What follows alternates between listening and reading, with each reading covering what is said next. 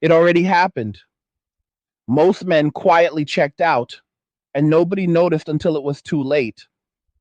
That is the part that catches people off guard. Not the noise, not the arguments, not the debates, but the silence that came after. The kind of silence that only shows up when people stop caring enough to even respond. What you are looking at right now is not some sudden collapse. It is the result of years of slow erosion, of decisions stacking on top of decisions until the ground underneath finally gave way. And by the time anyone thought to look down, there was nothing left to stand on. You can feel it if you pay attention, not in headlines or speeches, but in everyday behavior, in the absence of things that used to be normal, in the strange emptiness where interactions used to exist.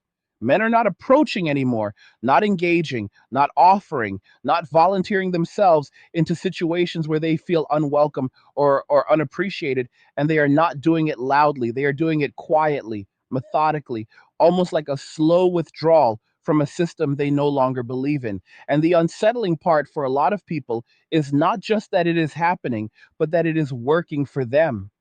Men are finding a level of peace in stepping back that they were not finding before, and that changes everything. Because once someone realizes they can live without something they were told they needed, that illusion never comes back. It does not matter how many reminders you give them, how many emotional appeals you make, how many narratives you try to rebuild around necessity. Once the spell is broken, it is broken. And what you are seeing now is the aftermath of that realization spreading. Men are discovering that they can live with less, that they can operate with minimal overhead, that they can find satisfaction in simplicity. And that has created a gap that nobody was prepared for. On the other side of that gap, there is confusion, there is frustration, and there is a growing sense of panic that is starting to show itself in subtle ways. It is not always loud or obvious. Sometimes it comes out as questions that sound simple on the surface, but carry something heavier underneath. Why are men not approaching anymore? Why are there events full of people with no one showing up from the other side? Why does it feel like the dynamic has shifted in a way that nobody can quite reverse? These are not isolated questions. They are symptoms of a larger shift that has been building for a long time. And to understand it, you have to strip away the noise and look at the core of it. For decades, there was a push toward independence, toward self sufficiency, toward the idea that traditional reliance structures were outdated and unnecessary. That idea was embraced, promoted, and celebrated. And for a while, it seemed like it was working because the system that supported it was still intact. The economy was still moving, opportunities were still present, and the safety nets, both social and institutional, were still functioning well enough to make the transition feel smooth. But systems do not stay stable forever. They shift, they strain, and eventually they reveal their limits. And when that happens, the assumptions that were built on top of them start to crack. What you are seeing now is what happens when independence is tested under pressure, when the external support structures weaken, and when people are forced to rely on what they actually have rather than what they assumed would always be there. The economic side of this is not some abstract concept. It is real, it is tangible, and it is hitting people differently depending on how they are positioned. When growth slows down, when job creation stalls, when certain sectors start shedding more than they are gaining, the impact is not evenly distributed. Some people are more exposed than others. And right now, there is a noticeable pattern in who is feeling that pressure the most. Financial strain has a way of stripping away illusions very quickly because it forces hard decisions, and hard decisions reveal priorities. At the same time, there is this parallel shift happening where men are adjusting their lifestyles in response to all of this. They are cutting back, simplifying, reducing their needs to a level that would have seemed extreme to previous generations, but now feels practical. They are not chasing the same markers of success.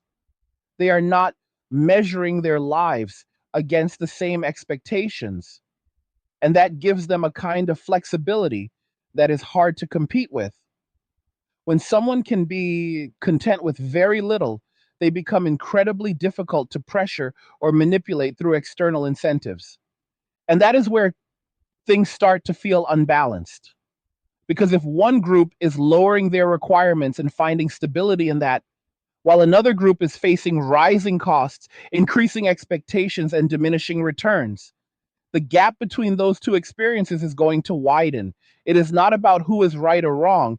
It is about how those different approaches interact with the reality of the environment they exist in. There is also a psychological layer to this that does not get talked about enough. For a long time, there was an assumption that certain dynamics were fixed, that certain behaviors would always be there, that certain roles would always be filled. When those assumptions start to break down, it creates a kind of disorientation because people are trying to operate using a map that no longer matches the terrain. And when that happens, the initial reaction is often to double down on the old map rather than update it. That is why you see this mix of frustration and disbelief, because it feels like something fundamental has shifted without permission. But shifts like this do not ask for permission. They happen as a result of accumulated choices, of incentives aligning in new ways, of people adapting to their circumstances in ways that make sense to them individually, even if those choices create larger consequences collectively. One of the more uncomfortable realities here is that indifference is more powerful than opposition. When someone is actively against you, there is still a connection there. There is still engagement. There is still energy being exchanged. But when someone becomes indifferent, when they simply stop participating, stop responding, stop investing, that is a different kind of dynamic entirely. It is harder to address, harder to reverse, because there is no direct conflict to resolve, just an absence that continues to grow. And that absence is what is starting to stand out. It is showing up in spaces that used to feel balanced and now feel lopsided, in interactions that used to be common and now feel rare, in expectations that used to be met automatically and now go unmet without explanation. People are noticing it, even if they cannot fully articulate it, and that is where the tension starts to build. There is also this element of delayed consequences that is worth paying attention to. Decisions do not always show their effects immediately, especially when they are supported by a stable system. But when that system starts to weaken, those delayed effects begin to surface, and they often do so all at once, creating the impression of a sudden change, when in reality it was a long time coming. It is like a structure that looks solid from the outside, but has been hollowing out internally for years.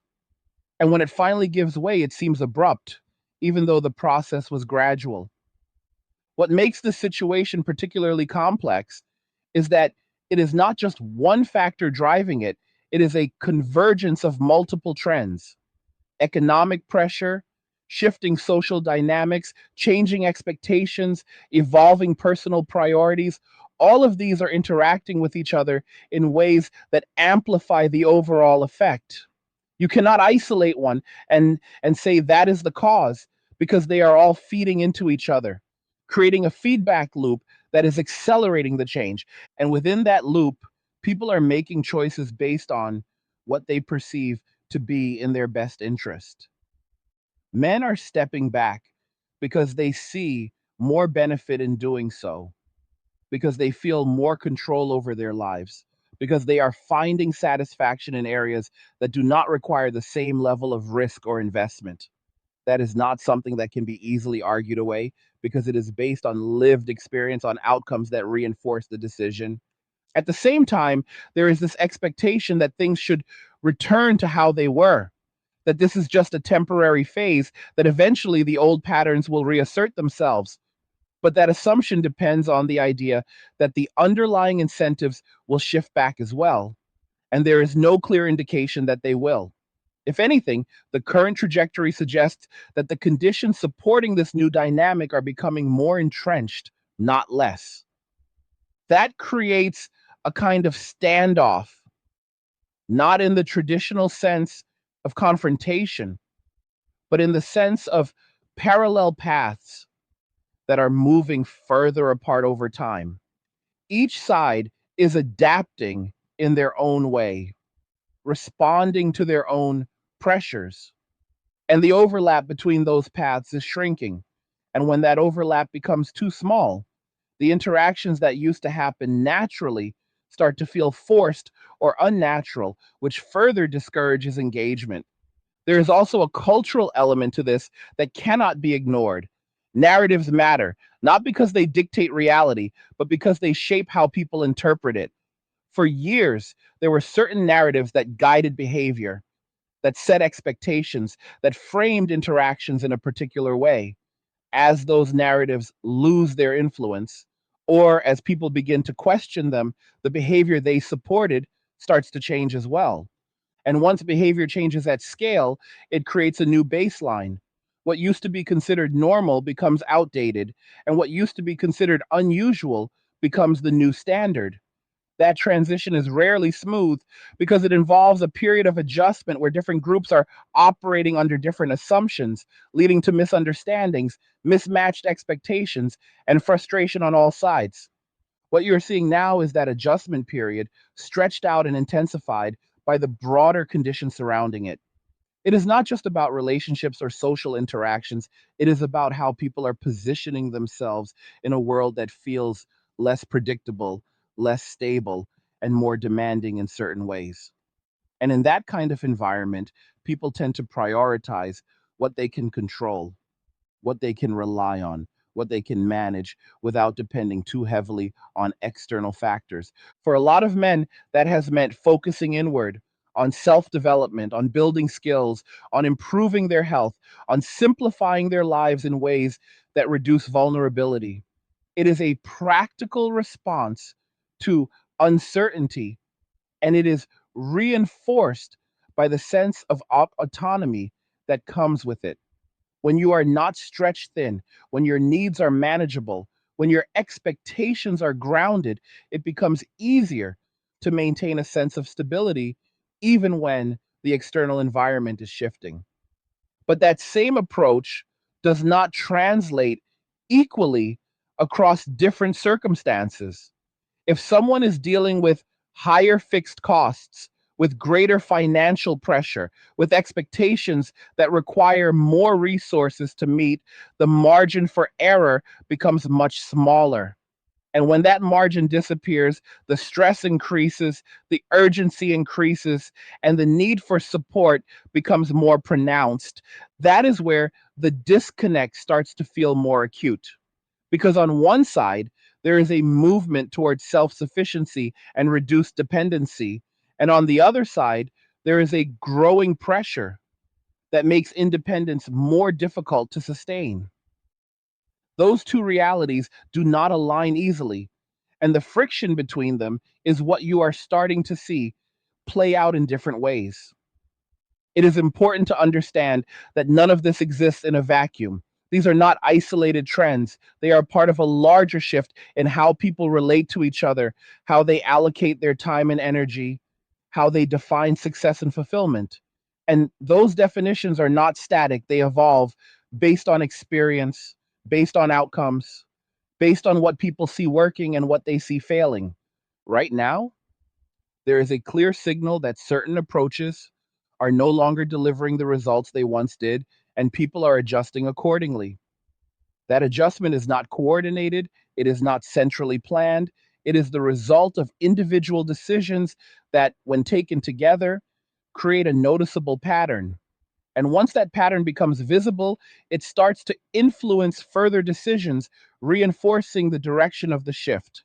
That is how you end up with a situation where change feels both sudden and inevitable at the same time.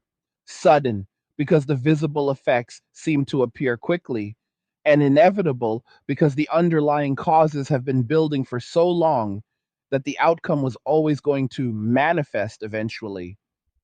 The question is not whether this is happening, the question is what it leads to and whether the people involved are willing or able to adapt to the new conditions in a way that creates a sustainable balance. Because without that balance, the gap continues to widen. And the longer it widens, the harder it becomes to bridge. And right now, there is no clear sign that that bridge is being built.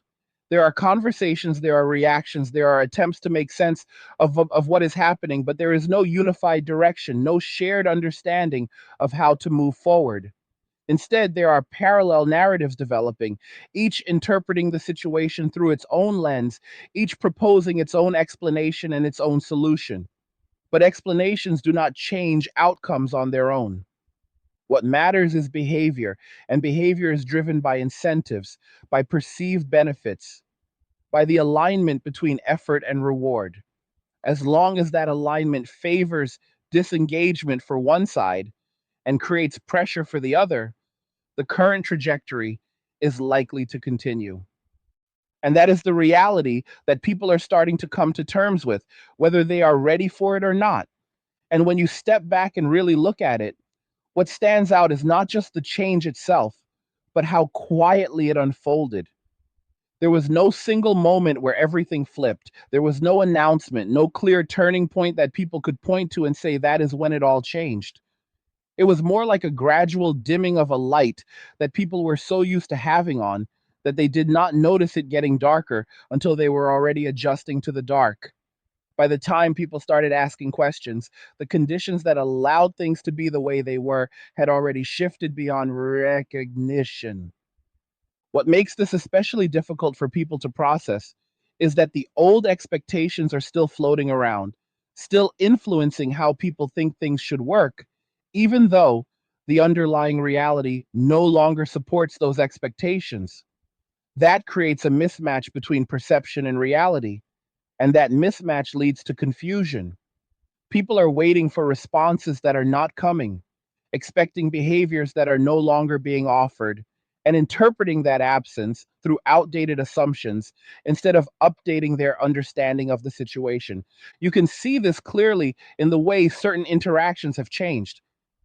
There used to be a kind of automatic engagement, a default level of effort that people put into connecting, into initiating, into maintaining certain dynamics. That effort is no longer automatic. It has become conditional, selective, and in many cases, it has disappeared entirely.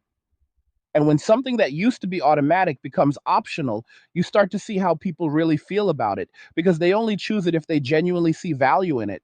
That is where the shift becomes undeniable. Because if people are consistently opting out when given the choice, it tells you that the perceived value is not high enough to justify the cost, whether that cost is time, energy, risk, or resources.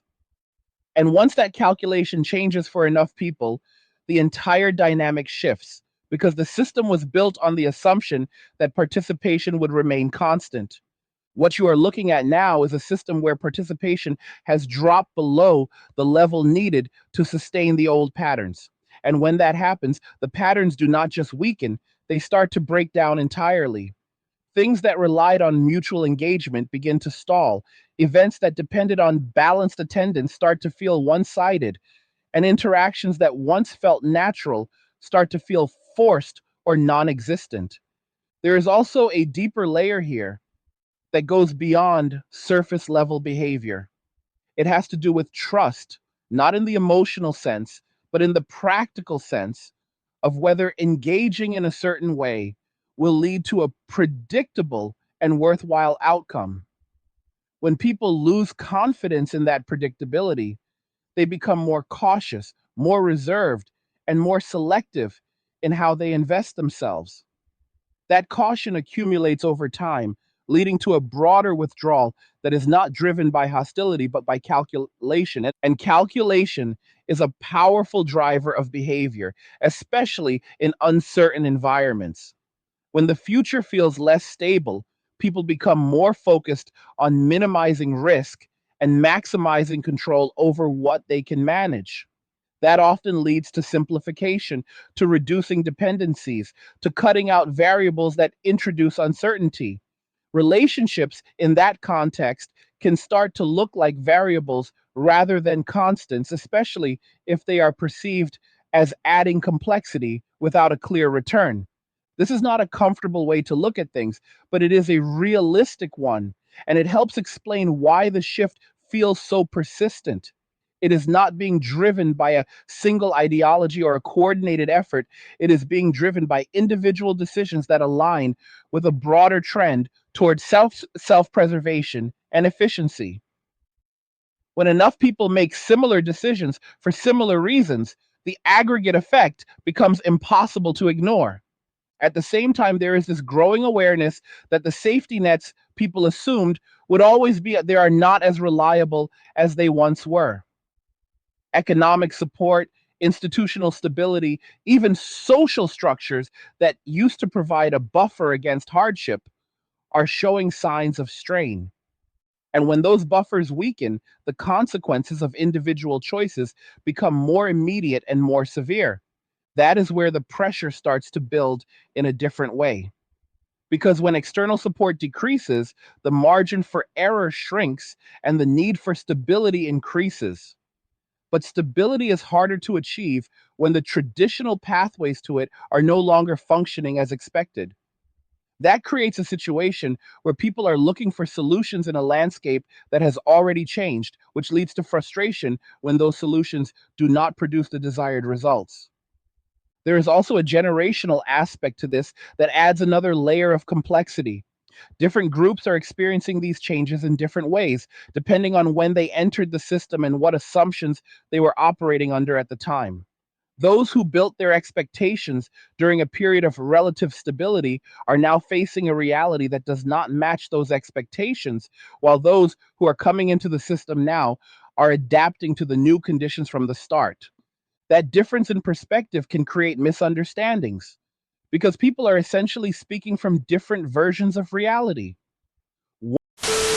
Hey guys, in a world pushing you to own nothing and be happy, crypto is your key to survival. Join Angry's Crypto Academy to master buying, selling, and trading crypto. Make huge profits and safeguard your wealth. Plus, discover the one crypto virtually no one is talking about, poised to create new millionaires in the upcoming bull run. The link is in the description of the video below. Go check it out now. One group is referencing a model that used to work, while another group is operating within a model that has already shifted. And without a shared reference point, it becomes difficult to align on what the problem is, let alone what the solution should be. What complicates this further is the role of messaging and perception. There is still a tendency to frame these changes in terms of what should be happening rather than what is actually happening. That creates a kind of narrative lag where the story people are telling themselves about the situation is out of sync with the reality they are experiencing. And when that gap persists, it can lead to a sense of disbelief, as if the situation is temporary or reversible, even when the evidence suggests otherwise. The reality is that reversals of this scale are rare, especially when they are driven by shifts in incentives and behavior rather than external mandates. Once people adjust to a new way of operating and find that it works for them, there is little motivation to return to a previous state that they perceive as less favorable. That is why the current pattern feels so stable, even though it is relatively new. There is also the matter of expectations around contribution and exchange. For a long time, there was an implicit understanding of how effort and reward were distributed, even if that understanding was not always explicitly defined. As that understanding breaks down, people begin to reassess what they are willing to contribute and what they expect in return. And if that reassessment leads to the conclusion that the exchange is no longer balanced, participation declines. This is particularly relevant in situations where one side feels that they are being asked to provide more than they are receiving, or where the risks associated with participation outweigh the potential benefits. In those cases, stepping back becomes a rational choice, not an emotional reaction. And when that choice is made repeatedly across a population, it reshapes the overall dynamic in a way that is difficult to counter. There is also a practical element to the lifestyle adjustments that are happening.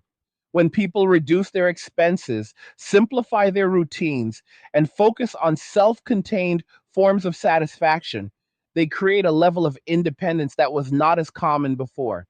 That independence changes the calculus of decision making because it reduces the need to seek out external sources of fulfillment or support. For example, if someone can meet their own needs at a relatively low cost, both financially and emotionally, they are less likely to engage in situations that introduce additional complexity or risk. That does not mean they are closed off entirely, but it does mean that the threshold for engagement is higher, and that threshold is not easily lowered by external pressure. At the same time, there is a growing recognition that time is a finite resource that cannot be easily recovered. That recognition leads people to be more selective about how they spend it, prioritizing activities and interactions that provide clear value or satisfaction. When something does not meet that standard, it is more likely to be excluded, not out of indifference, but out of a desire to use time more effectively. This shift in time allocation is subtle, but it has significant implications. It changes the availability of people for certain types of interactions. It alters the frequency of engagement, and it redefines what is considered worth the effort. Over time, these changes accumulate, leading to a broader transformation in how people connect and interact. There is also an element of feedback that reinforces these choices. When people step back and find that their quality of life improves, that their stress decreases, that their sense of control increases, those outcomes validate the decision. And that validation makes it more likely that the behavior will continue and that it will be adopted by others who observe the same results. This is how shifts become entrenched, not through force or persuasion, but through demonstrated outcomes that align with individual interests. When a pattern produces consistent benefits, it becomes self sustaining because people have little reason to abandon it. And when enough people adopt that pattern, it becomes the new norm, even if it contrasts sharply with what came before. On the other side of this, there is a growing realization that certain expectations may need to be recalibrated.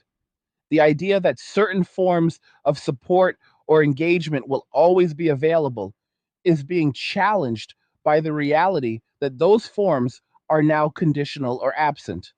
That realization can be difficult to accept because it requires a shift in how people view their own position within the system. It also raises questions about how to adapt to a situation where the old strategies are no longer effective.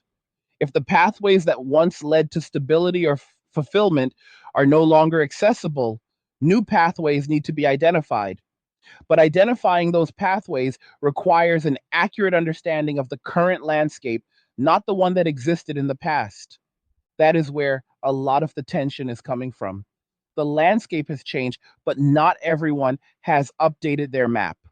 And until that update happens, there will be a continued mismatch between expectations and outcomes, leading to frustration and confusion.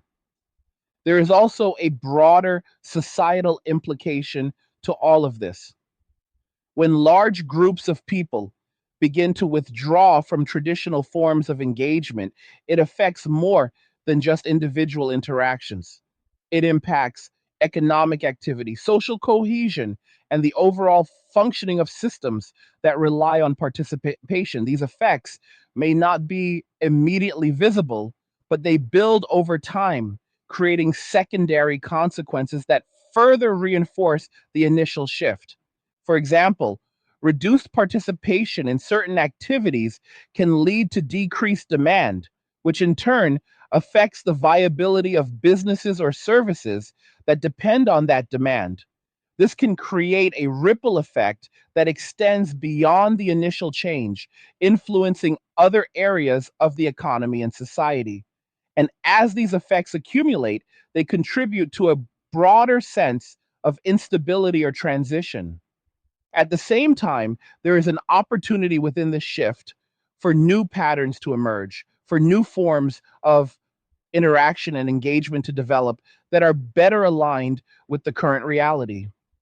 But for that to happen, there needs to be a willingness to move beyond outdated assumptions and to engage with the situation as it actually is, not as it was expected to be. That requires a level of clarity and honesty that is not always comfortable because it involves acknowledging that certain expectations may no longer be realistic and that adaptation is necessary. But without that acknowledgement, it becomes difficult to move forward in a way that is sustainable. What you are witnessing is a transition, not just in behavior, but in mindset, in priorities, in how people define their place within the system. Transitions like this are rarely smooth, and they often involve periods of uncertainty and adjustment, but they also represent a shift toward a new equilibrium, even if that equilibrium is not yet fully defined. And the sooner people recognize that they are in a transition rather than a temporary disruption, the sooner they can begin to adapt in ways that align with the new conditions. Because waiting for things to return to a previous state that no longer exists is not a strategy, it is a delay. And in a situation where change is accelerating, delays can be costly. So the real question is not whether this shift will continue, but how people will respond to it and whether those responses will lead to a more balanced and sustainable dynamic, or whether the gap will continue to widen until it reaches a point where it becomes even more difficult to bridge. What becomes clear when you keep following this thread is that a lot of people are still trying to negotiate with a reality that is no longer negotiating back. That is a hard thing to accept because it implies that the leverage people thought they had is not there anymore, or at least not in the same form. For a long time, there was a belief that certain dynamics could be steered, influenced, or corrected through messaging, pressure, or expectation. But those tools only work when the other side is invested enough to respond to them. When that investment disappears, those tools lose their effectiveness almost immediately. You can see this in how certain appeals are being made and how they are being received. There is an increase in calls for unity, for cooperation, for a return to balance, but those calls are often directed at people who have already stepped outside of the framework that made those appeals meaningful. It is like trying to convince someone to follow rules of a game they have already decided not to play. The language does not land the same way because the context that gave it weight is no longer shared. That disconnect is not just frustrating, it is disorienting because it challenges the assumption that communication alone can resolve the issue. Communication requires a shared baseline of values, incentives, and expectations. And when those diverge, the same words can carry completely different meanings depending on who is hearing them.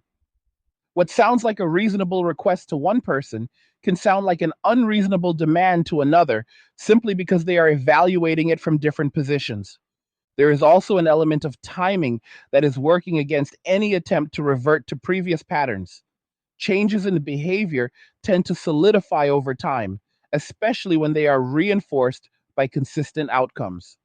The longer a new pattern persists, the more it becomes the default and the more effort it takes to shift away from it. At this point, a lot of the changes you are seeing have moved past the initial adjustment phase and into a more stable state, which makes them harder to reverse.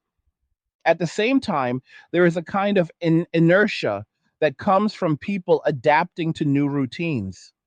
Once someone restructures their life in a way that works for them, they build habits around that structure. They optimize their time and resources within it, and they become accustomed to the sense of control it provides. Disrupting that structure requires a compelling reason, something that clearly outweighs the benefits they are currently experiencing. Without that, there is little motivation to change. And that is where the challenge becomes more apparent because for a lot of men, the current arrangement offers a level of predictability and autonomy that they were not experiencing before. They can control their expenses, manage their time, focus on their own development, and avoid situations that they perceive as high risk or low reward.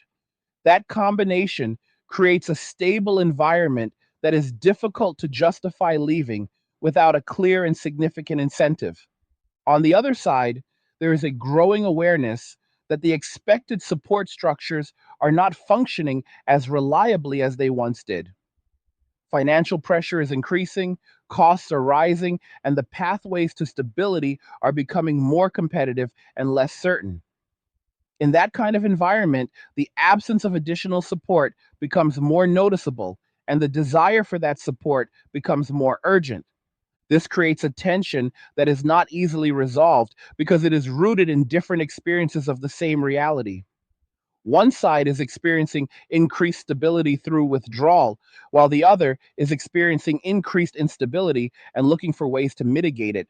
These are not inherently opposing goals, but the strategies being used to achieve them are not aligning, which leads to a disconnect in expectations. There is also a broader shift in how people are defining success and fulfillment. Traditional markers that once held significant weight are being reevaluated and, in many cases, deprioritized in favor of more immediate and controllable forms of satisfaction. This does not mean that long term goals have disappeared, but it does mean that the path to those goals is being reconsidered in light of current conditions.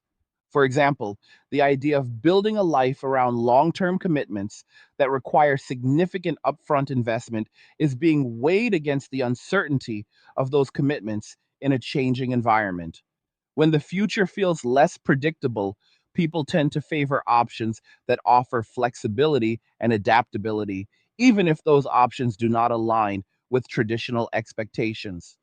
This shift toward flexibility has a ripple effect on how people approach relationships, careers, and personal development. It changes the criteria for decision making, placing a greater emphasis on resilience and self reliance rather than on interdependence. And while interdependence can still exist within this framework, it becomes more selective and conditional rather than assumed. There is also a growing emphasis on skill acquisition and practical knowledge, particularly among men who are focusing on ways to increase their independence from systems that they perceive as unreliable or restrictive. This includes learning how to manage their own resources, how to maintain their health without over reliance on external systems, and how to navigate alternative forms of economic activity. These changes are not happening in isolation. They are part of a broader adaptation to a world that feels more complex and less forgiving. And as people adapt, they create new norms that reflect their priorities and experiences. Those norms, in turn, influence others, creating a feedback loop that reinforces the direction of the shift.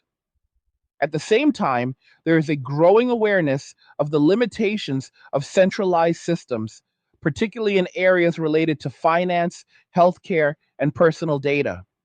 Concerns about control, privacy, and access are leading people to explore alternatives that offer more autonomy, even if those alternatives come with their own challenges.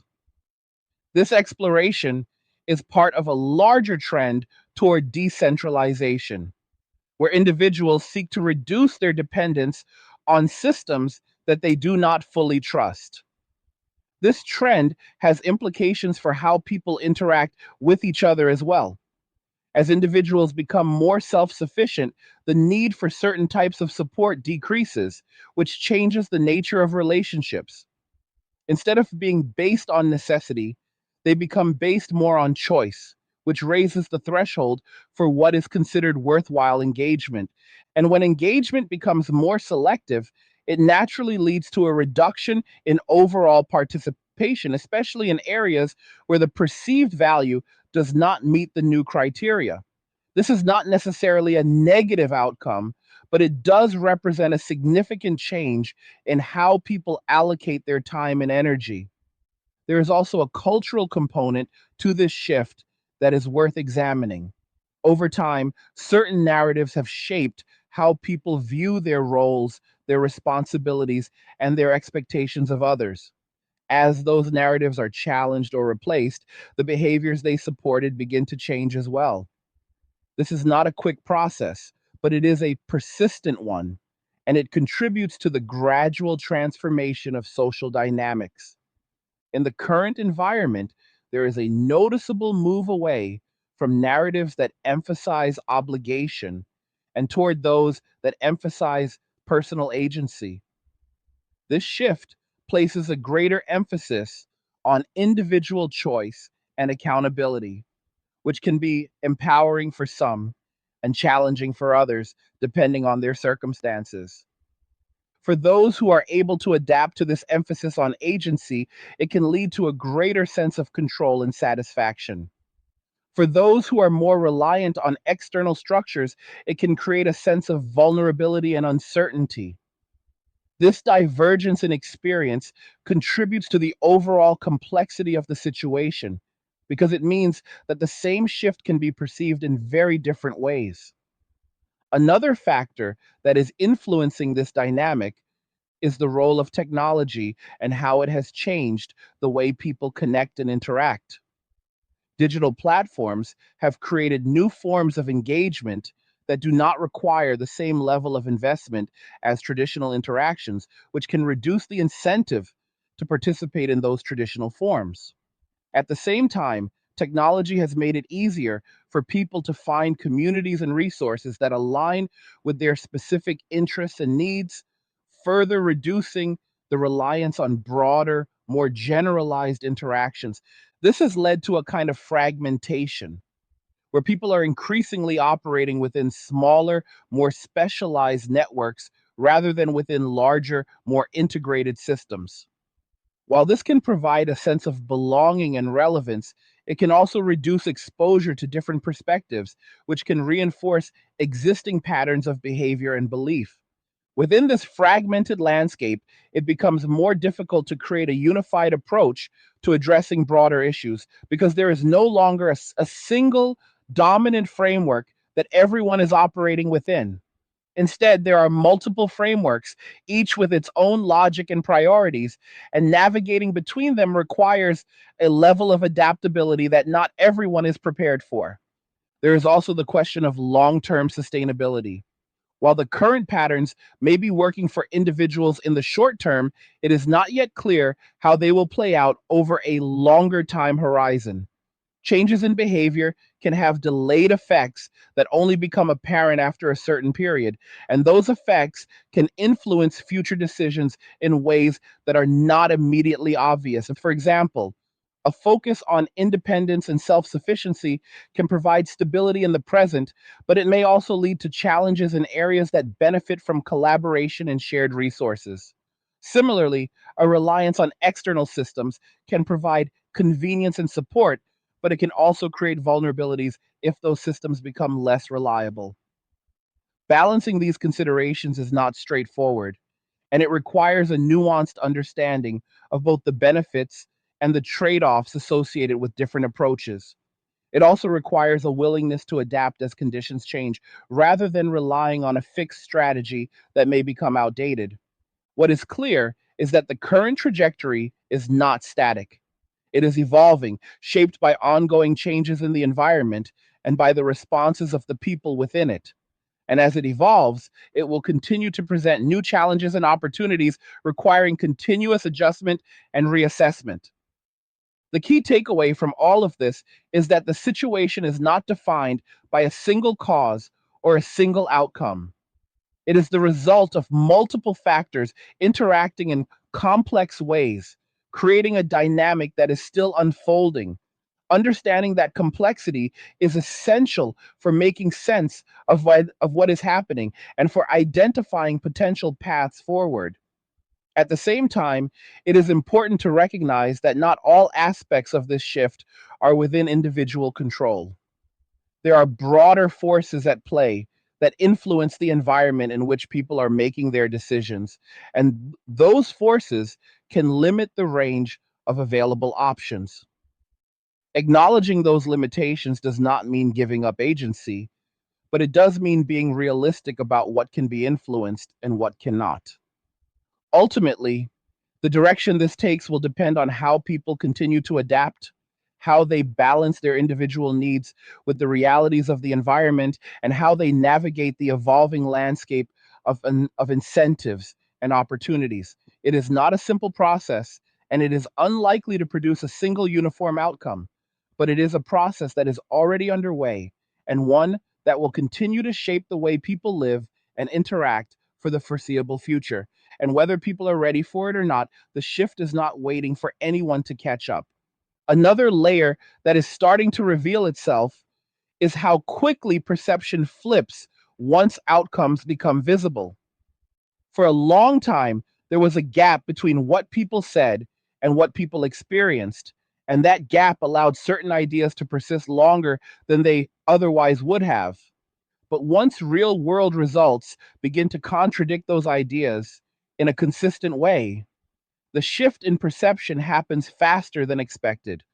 People may resist it at first, they may question it, they may try to explain it away, but eventually the weight of repeated outcomes becomes difficult to ignore. What you are seeing now is that moment where outcomes are becoming more visible and harder to dismiss. When patterns show up repeatedly across different contexts, when similar stories emerge from different places, when the same types of results keep appearing, regardless of the starting point, it creates a kind of cumulative evidence that challenges previous assumptions. And once that evidence reaches a certain threshold, it starts to influence behavior in a more direct way. This is particularly noticeable in how people are recalibrating their expectations. Expectations are not static, they are shaped by experience. And when experience changes, expectations follow. If someone expects a certain response and consistently receives a different one, they will eventually adjust their expectation to match reality. That adjustment may not be immediate, but it is inevitable if the pattern holds. The problem is that not everyone is adjusting at the same pace. Some people are updating their expectations quickly, adapting to the new conditions and modifying their behavior accordingly. Others are holding on to older expectations, either because they have not yet experienced enough contradictory evidence or because they are reluctant to accept what that evidence implies. This difference in adjustment speed creates friction because it leads to mismatched interactions where one side is operating under a new set of assumptions and the other is still using an outdated framework. That friction is often interpreted as conflict, but in many cases, it is simply a misalignment of expectations. When two people approach the same situation with different assumptions about how it should unfold, the outcome is almost guaranteed to be unsatisfying for at least one of them. And when that happens repeatedly, it discourages further engagement, reinforcing the pattern of withdrawal. There is also a shift happening in how people assess risk, and this plays a significant role in the broader dynamic. Risk is not just about potential negative outcomes, it is about the perceived likelihood of those outcomes and the potential cost if they occur. When people believe that the risks associated with a certain type of engagement are high, they will either avoid that engagement or approach it with increased caution. For many men, the perception of risk has changed in a way that makes certain forms of interaction less appealing. Whether that perception is based on personal experience, observation, or broader narratives, the result is the same. Increased caution leads to reduced participation, and reduced participation leads to changes in the overall dynamic. At the same time, there is a growing emphasis on protecting personal resources, not just in terms of money, but in terms of time, energy, and attention. These are finite resources, and people are becoming more deliberate about how they allocate them. When something is perceived as a poor investment of those resources, it is more likely to be avoided, regardless of whether it was previously considered normal or expected. This shift in resource allocation is subtle but significant. It changes the baseline for what is considered worthwhile, and it raises the standard for engagement. Activities and interactions that do not meet this higher standard are filtered out, leading to a more selective and, in some cases, more isolated way of living. Isolation, however, is not always experienced negatively. For some, it represents a form of control, a way to manage their environment and reduce exposure to stress or conflict. When that form of isolation is paired with activities that provide satisfaction or fulfillment, it can feel like an improvement rather than a loss. And when people perceive an improvement, they are unlikely to abandon it without a compelling reason. This creates a situation where traditional incentives for engagement become less effective. If someone is content with their current arrangement, the promise of something different has to be clearly better to motivate change. Vague or uncertain benefits are not enough, especially when they come with potential risks or costs. On the other side, there is a growing awareness of the consequences of relying on systems or structures that are no longer as stable as they once were. When those systems begin to falter, the impact is felt most strongly by those who depend on them the most. This can lead to a sense of urgency, a need to find alternatives or to reestablish connections that provide additional support. But urgency does not always lead to effective action, especially if it is based on outdated assumptions. If the strategies being used to address the situation are rooted in a previous version of reality, they may not produce the desired results. This can lead to a cycle of frustration where efforts are made, but outcomes do not improve, reinforcing the sense that something is wrong without providing a clear path forward. There is also a psychological component to this that involves identity and how people see themselves in relation to others. When roles and expectations shift, it can create a sense of uncertainty about where one fits within the new dynamic. This uncertainty can be uncomfortable, and it can lead to attempts to reassert previous roles or to resist the changes that are occurring. However, resistance does not stop change, it only delays adaptation. And in a situation where change is driven by underlying conditions rather than surface level factors, resistance can become increasingly difficult to maintain. Eventually, the need to adapt outweighs the desire to hold on to the past, and adjustments begin to occur, even if they are gradual. Another factor that is influencing this shift is the increasing visibility of alternative lifestyles and ways of living. Through various channels, people are exposed to different approaches to life that may not align with traditional expectations. This exposure expands the range of perceived options, making it easier for individuals to consider paths that they might not have previously entertained. When people see others living in a way that appears to be working, it lowers the barrier to trying something similar. This is particularly true when those alternatives seem to offer advantages in terms of stability, autonomy, or satisfaction. Over time, this can lead to a broader adoption of non traditional approaches, further reinforcing the overall shift. At the same time, there is a growing emphasis on personal accountability, particularly in the context of decision making and its consequences. This emphasis is not always comfortable because it requires individuals to take ownership of outcomes that may not align with their expectations. However, it is also a necessary component of adaptation because it encourages a more realistic assessment of the situation and a more deliberate approach to future choices. In this context, accountability is not about assigning blame. It is about recognizing the relationship between actions and outcomes. When people understand that relationship, they are better equipped to make adjustments that improve their situation. Without that understanding, it becomes easy to attribute outcomes to external factors alone, which can limit the ability to adapt effectively. There is also a shift in how people are approaching long term planning. In an environment that feels less predictable, long term plans are being supplemented or replaced by shorter term strategies that allow for greater flexibility.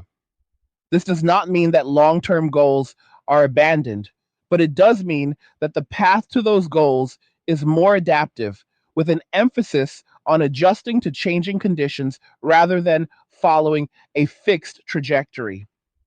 This approach has advantages in terms of resilience, but it also requires a different mindset, one that is comfortable with uncertainty and capable of making decisions with incomplete information. Not everyone is equally prepared for this, and that difference in preparedness can influence how individuals navigate the current environment.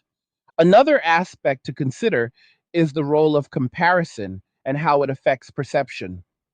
In the past, comparisons were often made within relatively narrow social circles, but now, with increased connectivity, people are comparing themselves to a much broader range of individuals. This can influence expectations and satisfaction in complex ways, sometimes creating pressure to meet standards that may not be realistic or relevant to one's own circumstances. At the same time, it can also provide perspective, highlighting the diversity of experiences and the variety of ways in which people are navigating similar challenges. This perspective can be valuable, but it can also contribute to confusion if it is not grounded in an understanding of context. Context is critical in making sense of all of this.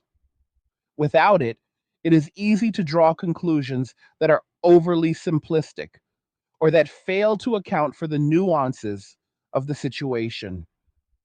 The shifts that are occurring are not uniform. They vary depending on a range of factors, including economic conditions, cultural influences, personal circumstances, and individual preferences.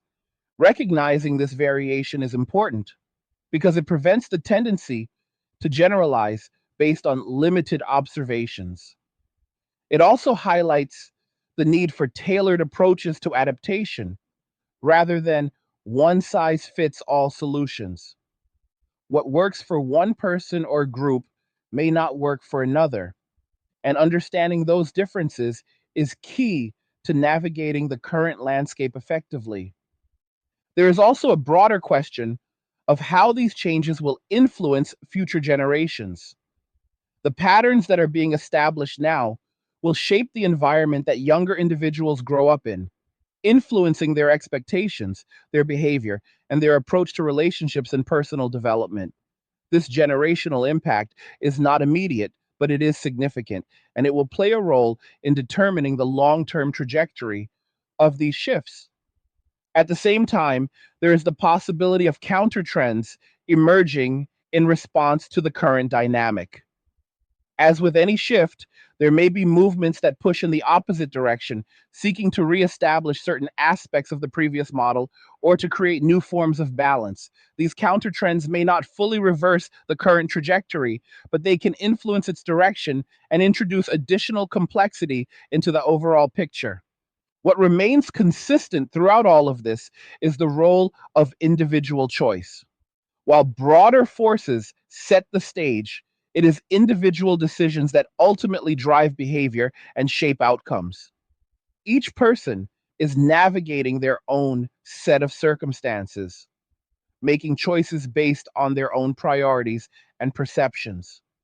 And while those choices are influenced by external factors, they are not entirely determined by them. This interplay between individual agency and systemic influence is at the heart of the current situation. It is what makes the dynamic both complex and adaptable, capable of evolving in response to new conditions while still being grounded in the realities of the environment.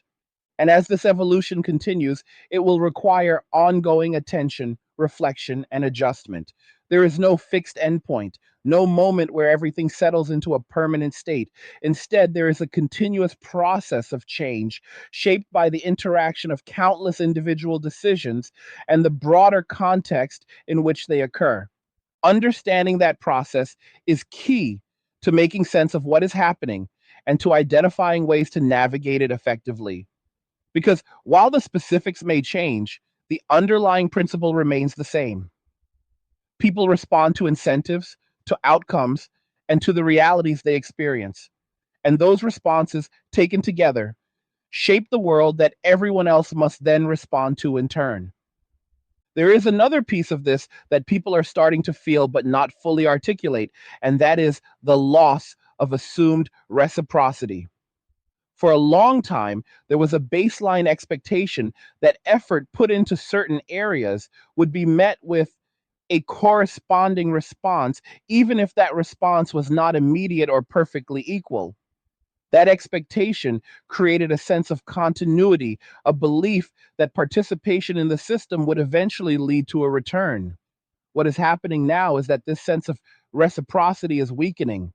And when that happens, motivation begins to shift in a very noticeable way.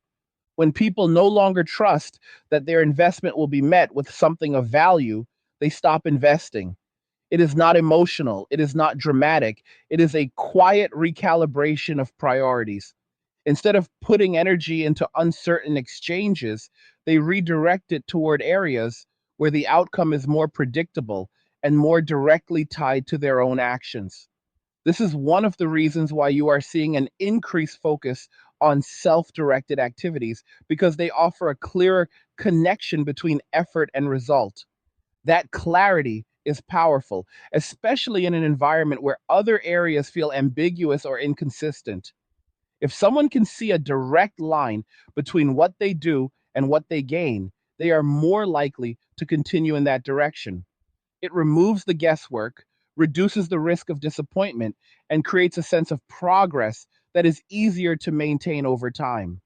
Compared to that, interactions that rely on variables outside of one's control can start to feel less appealing.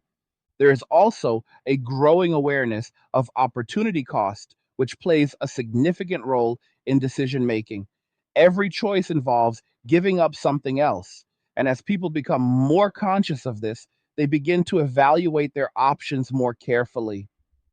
If engaging in a certain type of interaction means sacrificing time or energy that could be used elsewhere more effectively, that interaction becomes less attractive. This is particularly relevant in a context where alternatives are readily available. With access to a wide range of activities, resources, and forms of entertainment, people have more options than ever before for how to spend their time. When those options provide reliable satisfaction without the same level of uncertainty or risk, they naturally draw more attention. At the same time, there is a shift in how people perceive independence.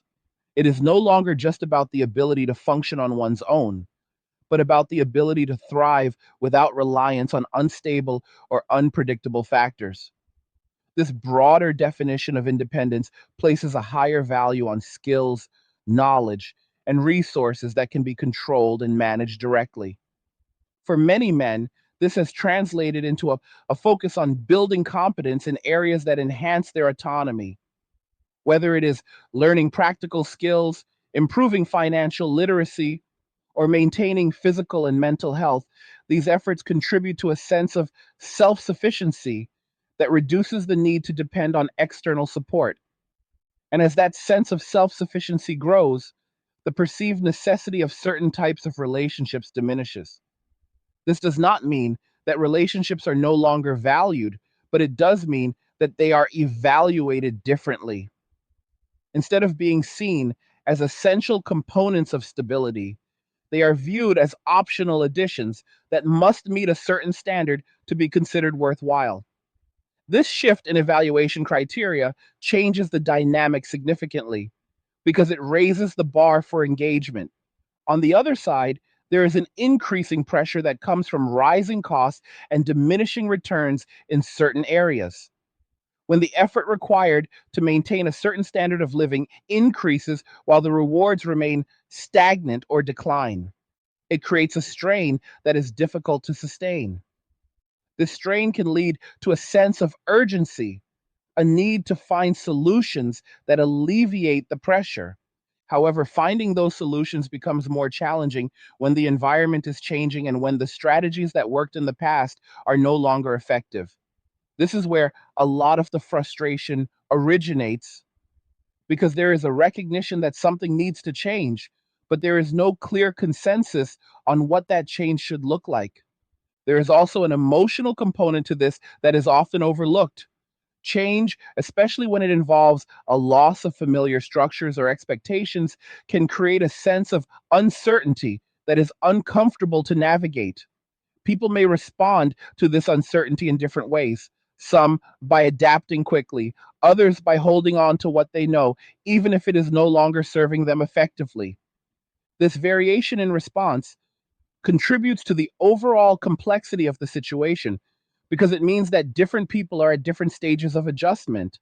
Some have already embraced the new conditions and are operating within them, while others are still in the process of coming to terms with what has changed. This creates a landscape where multiple realities coexist, each influencing behavior in different ways.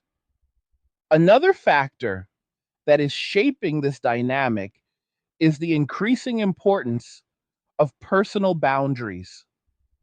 As people become more aware of their limits and more intentional about protecting their time and energy, they are more likely to set boundaries that restrict certain types of interactions. These boundaries are not necessarily about exclusion, but about prioritization, about deciding what is worth engaging with and what is not. When boundaries become more defined, they change the flow of interaction. They reduce the number of casual or automatic engagements and increase the level of intention required to initiate or maintain a connection. This can lead to a decrease in overall interaction frequency, but it can also lead to a higher quality of interaction when it does occur. However, the transition to this more intentional model is not seamless. It requires a shift in expectations and a willingness to adapt to a different pace and style of engagement. For those who are accustomed to more spontaneous or frequent interaction, this can feel like a loss, even if it is part of a broader adjustment to new conditions. There is also the issue of alignment between expectations and reality. When expectations are based on outdated models, they can create a sense of dissatisfaction when reality does not meet them.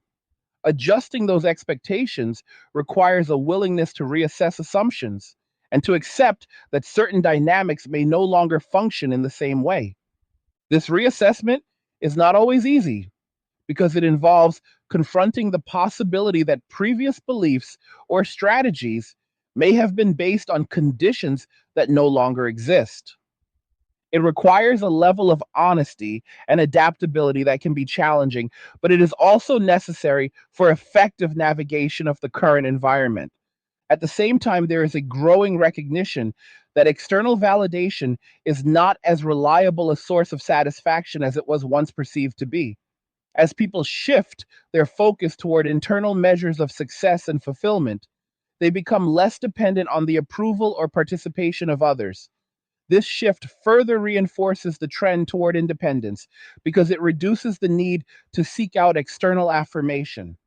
This does not eliminate the desire for connection, but it changes the nature of that desire.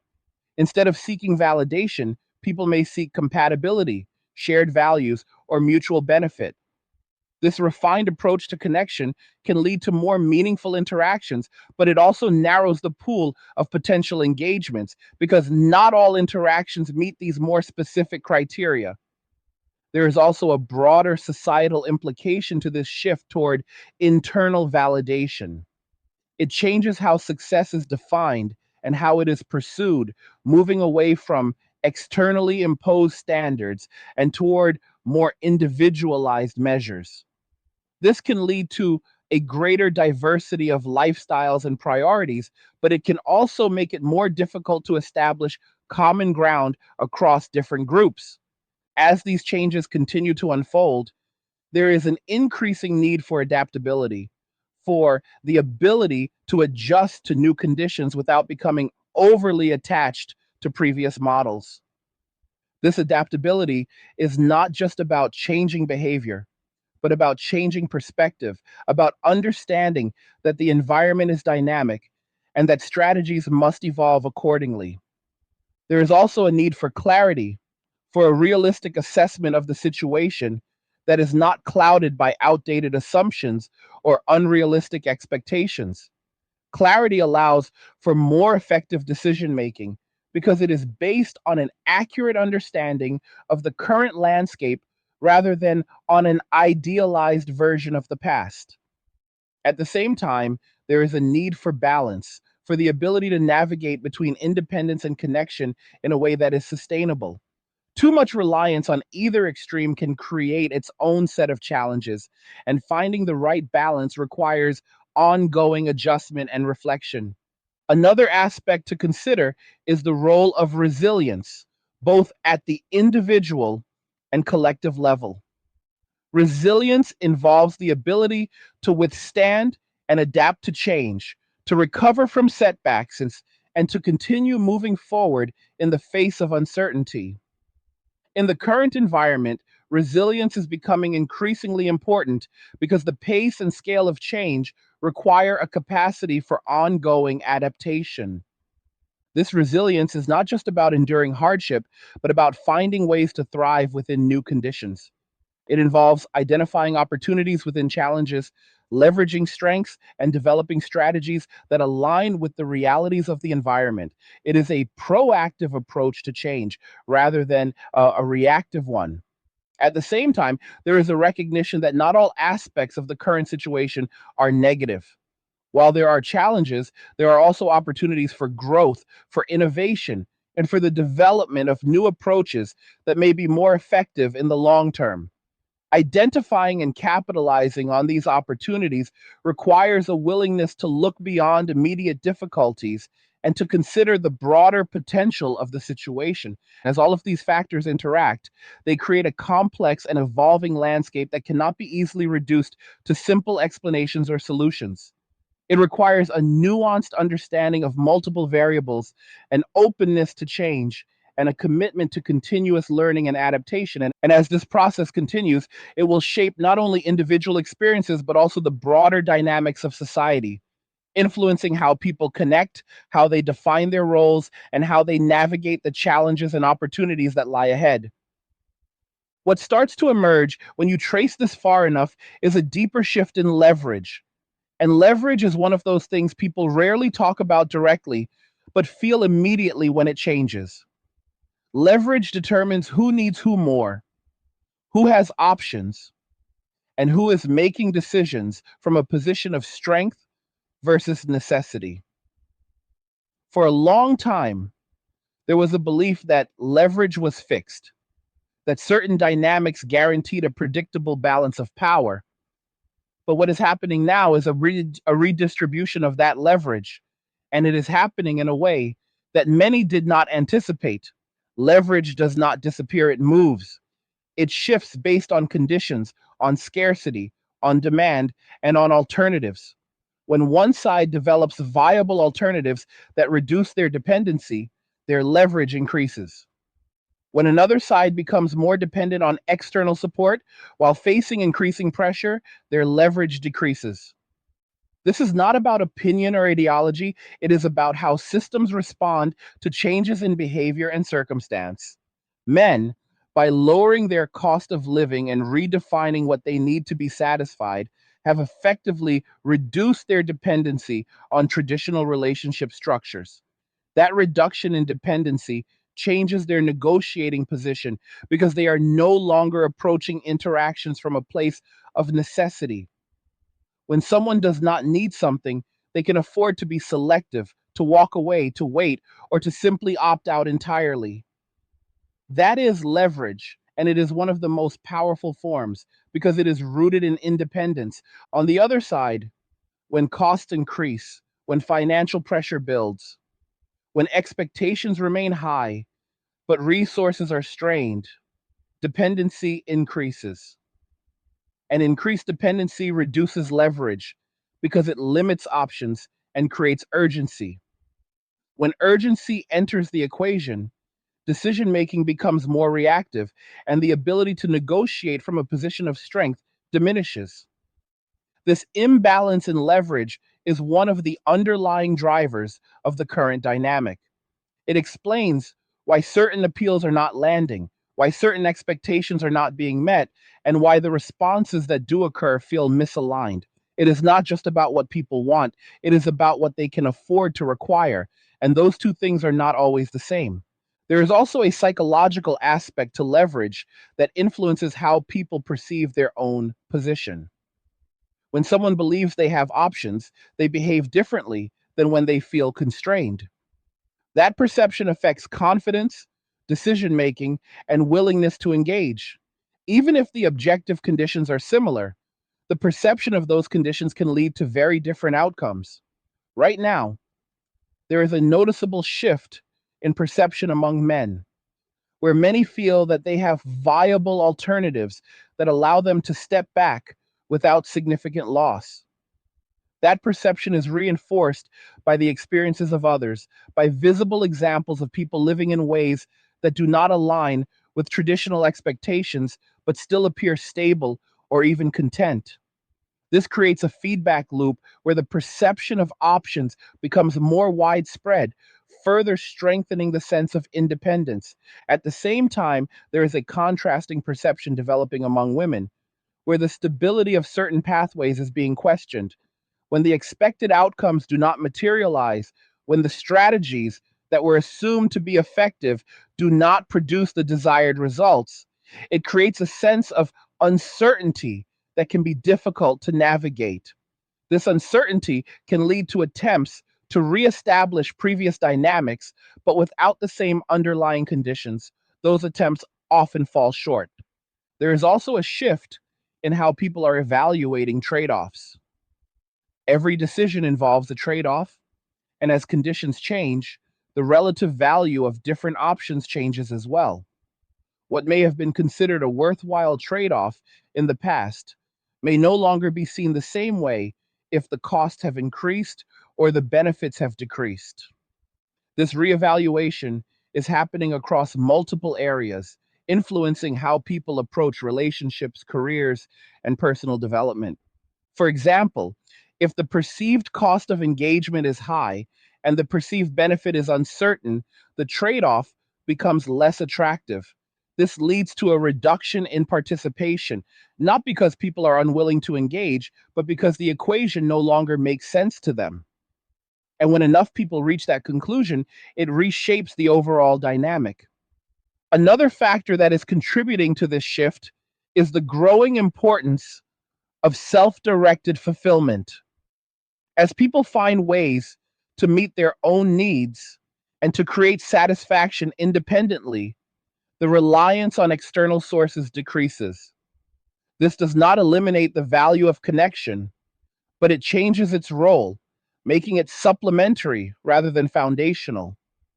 This change in role has significant implications for how relationships are formed and maintained.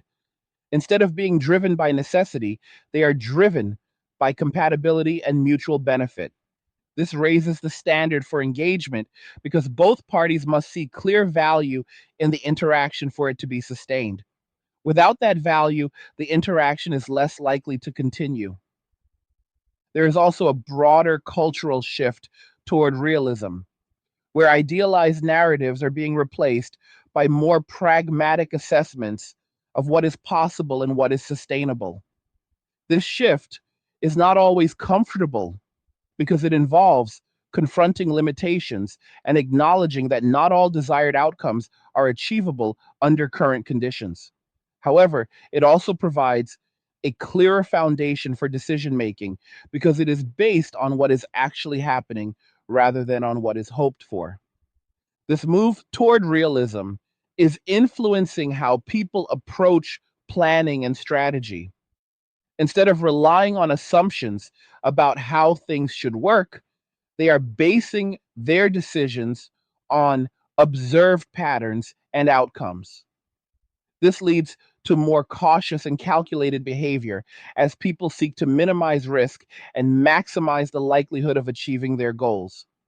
At the same time, there is an increasing emphasis on adaptability, on the ability to adjust strategies as conditions change. In a dynamic environment, rigid approaches are less effective because they cannot account for new variables or unexpected developments.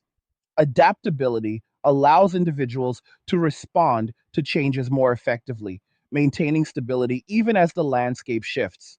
This adaptability is closely tied to awareness, to the ability to accurately assess the situation and to recognize when adjustments are needed. Without awareness, it is easy to continue operating under outdated assumptions, which can lead to suboptimal outcomes. Developing this awareness requires attention, reflection, and a willingness to question existing beliefs. Another aspect of this shift is the role of delayed feedback. Not all consequences are immediate, and some of the effects of current behavior will only become apparent over time. This can make it difficult to fully understand the implications of certain decisions because the outcomes may not be visible until much later. However, patterns can still be observed, and those patterns provide valuable information for adjusting behavior. For example, if a certain approach consistently leads to stable outcomes, it is likely to be reinforced even if the long term implications are not fully known. Conversely, if an approach leads to repeated challenges or instability, it is likely to be reevaluated even if the exact cause is not immediately clear. This process of observation and adjustment is a key component of how people navigate complex environments. There is also a shift in how people are approaching collaboration and support. Instead of relying on broad, generalized networks, there is a move toward more selective and intentional forms of collaboration. This involves identifying specific individuals or groups that align with one's goals and values and building connections based on that alignment rather than on default or expectation. This selective approach can lead to stronger and more effective collaborations, but it also reduces the overall number of interactions because not all potential connections meet the criteria. This contributes to the perception of reduced engagement, even if the quality of engagement is higher in certain contexts. At the same time, there is a growing recognition of the importance of resilience at the individual level. In an environment where external support may be less reliable, the ability to manage one's own resources and to adapt to changing conditions becomes increasingly valuable. This has led to a focus on developing skills and strategies that enhance personal resilience, such as financial management, health maintenance, and problem solving. This focus on resilience is not just about preparing for worst case scenarios, but about creating a stable foundation that allows for greater flexibility and autonomy. When individuals are more resilient, they are better equipped to handle challenges and to take advantage of opportunities, which contributes to a sense of control and confidence. Another factor that is influencing the current dynamic is the role of information and how it is accessed and interpreted. With a vast amount of information available, people have the ability to explore different perspectives and to gather data that informs their decisions. However, this also requires the ability to critically evaluate that information to distinguish between reliable insights and misleading narratives. As people become more adept at this evaluation, they are more likely to base their decisions on evidence rather than on assumption. This can lead to more informed and effective choices, but it can also challenge existing beliefs, leading to a period of adjustment as new information is integrated. There is also an increasing awareness of the importance of long term sustainability, both at the individual and systemic level. Decisions are being evaluated not just based on immediate outcomes, but on their potential impact over time. This perspective encourages more cautious and deliberate behavior as people seek to avoid choices that may lead to instability or negative consequences in the future. At the same time, there is a recognition that not all factors can be controlled and that some level of uncertainty is unavoidable. This has led to a greater emphasis on managing risk rather than eliminating it, on creating strategies that can accommodate variability rather than attempting to predict every possible outcome. This approach to risk management is influencing how people allocate their resources, how they plan for the future, and how they respond to challenges. It encourages diversification, flexibility, and a focus on maintaining options rather than committing fully to a single path that may become less viable over time. As all of these elements come together, they create a dynamic that is complex and continuously evolving. It is not defined by a single trend or a single outcome, but by the interaction of multiple factors that influence behavior and decision making. Understanding this interaction is key to making sense of what is happening and to identifying ways to navigate it effectively. And as this process continues, it will require ongoing attention and adaptation because the conditions that shape it are not static. They will continue to change, influenced by new developments, new information, and the collective decisions of the individuals within the system. What remains constant is the need to respond to those changes with clarity, with realism, and with a willingness to adjust. Because in a landscape where leverage, incentives, and conditions are shifting, the ability to adapt is not just an advantage, it is a necessity. At a certain point, the conversation stops being about preference and starts being about consequence. And that is where things begin to feel heavier. Preferences can be debated, they can shift with mood, they can be influenced by culture or trends, but consequences do not care about any of that. They show up whether acknowledged or not, and they accumulate in ways that are often invisible until they reach a threshold that cannot be ignored.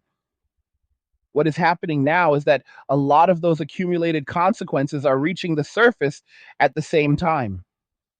One of the clearest examples of this is in how financial realities are beginning to override social expectations. For years, there was room to prioritize lifestyle, identity, and personal expression in ways that were not always directly tied to financial sustainability because the broader system provided enough cushioning to absorb the imbalance. But as that cushioning weakens, financial reality reasserts itself in a way that is difficult to bypass. When the numbers no longer add up, adjustments have to be made, regardless of how those adjustments align with previous expectations. This is where the tone of the situation begins to change. It becomes less about what people would like to do and more about what they have to do. And when that shift happens, it exposes the underlying structure of decisions that were made when the environment was more forgiving. Some of those decisions may have made sense at the time, given the conditions, but when those conditions change, the outcomes can look very different. There is also a compounding effect at play here. Financial pressure does not exist in isolation. It interacts with other aspects of life, amplifying stress and limiting options. When someone is dealing with debt, rising costs, and limited income growth, it affects their ability to make choices, to take risks, and to plan for the future. It creates a kind of constraint that shapes behavior in very specific ways. At the same time, there is a divergence in how different groups are experiencing this pressure. For men who have adjusted their lifestyles to operate with lower overhead, the impact of financial strain may be less severe because their baseline requirements are lower. This does not mean they are unaffected, but it does mean they have more flexibility in how they respond. For others who have higher fixed costs or who are operating within systems that require greater financial input, the pressure is more immediate and more intense. This divergence contributes to the growing gap in experience because it means that the same external conditions are producing different internal realities. One group may feel relatively stable, while another feels increasingly strained, even though both are operating within the same broader environment. This difference in experience influences perception, behavior, and expectations, further reinforcing the overall dynamic. There is also a shift in how people are thinking about long term security. In the past, there was a general assumption that following certain pathways would lead to stability over time, whether that involved career progression, institutional support, or traditional relationship structures. That assumption is being challenged as those pathways become less predictable and more competitive. As a result, people are beginning to look for alternative ways to create security, often focusing on areas that they can control more directly. This includes saving more aggressively, reducing unnecessary expenses, and investing in skills or assets that provide a degree of independence from external systems. This approach is not about rejecting stability, but about redefining how it is achieved. At the same time, there is a growing awareness that reliance on external systems comes with inherent risks, particularly when those systems are under strain. Whether it is financial institutions, healthcare systems, or job markets, there is an understanding that these structures may not always function as expected, and that having a degree of independence can mitigate some of that risk. This awareness is influencing how people allocate their resources and how they plan for the future. It encourages a more cautious and deliberate approach where decisions are evaluated not just for their immediate benefits, but for their potential impact over time. This long term perspective is becoming increasingly important in a context where short term gains may not translate into lasting stability. There is also a cultural shift toward valuing simplicity, not as a limitation, but as a strategy. Simplifying one's life, reducing complexity, and focusing on essentials can create a level of resilience that is difficult to achieve in more complicated arrangements. This does not mean that complexity is inherently negative, but it does mean that in uncertain environments, simplicity can provide a buffer against volatility. For many men, this has translated into a deliberate effort to streamline their lives, to eliminate unnecessary obligations, and to focus on what provides clear value. This approach reduces exposure to risk and increases the ability to adapt to changing conditions. It also changes the criteria for engagement because anything that introduces unnecessary complexity is less likely to be pursued. On the other side, there is a recognition that complexity has increased in certain areas, particularly in relation to financial management, career navigation, and social expectations. This increased complexity can create additional stress because it requires more effort to manage and more resources to sustain. When that effort does not produce proportional rewards, it can lead to a sense of imbalance. There is also a shift in how people are approaching time horizons. Short term thinking is being balanced with a more strategic view of the future, where decisions are made with an understanding of how they will play out over time. This requires a different mindset, one that is comfortable with delayed gratification and that prioritizes long term outcomes over immediate satisfaction. This shift is particularly evident in how people are approaching consumption.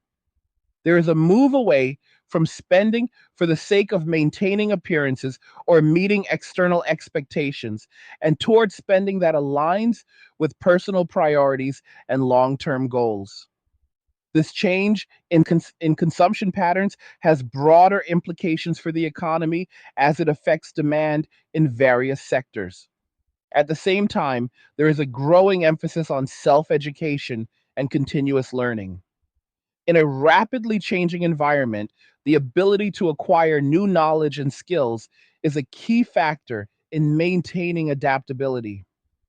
This has led to an increase in people seeking out information, experimenting with different approaches, and refining their strategies based on what they learn.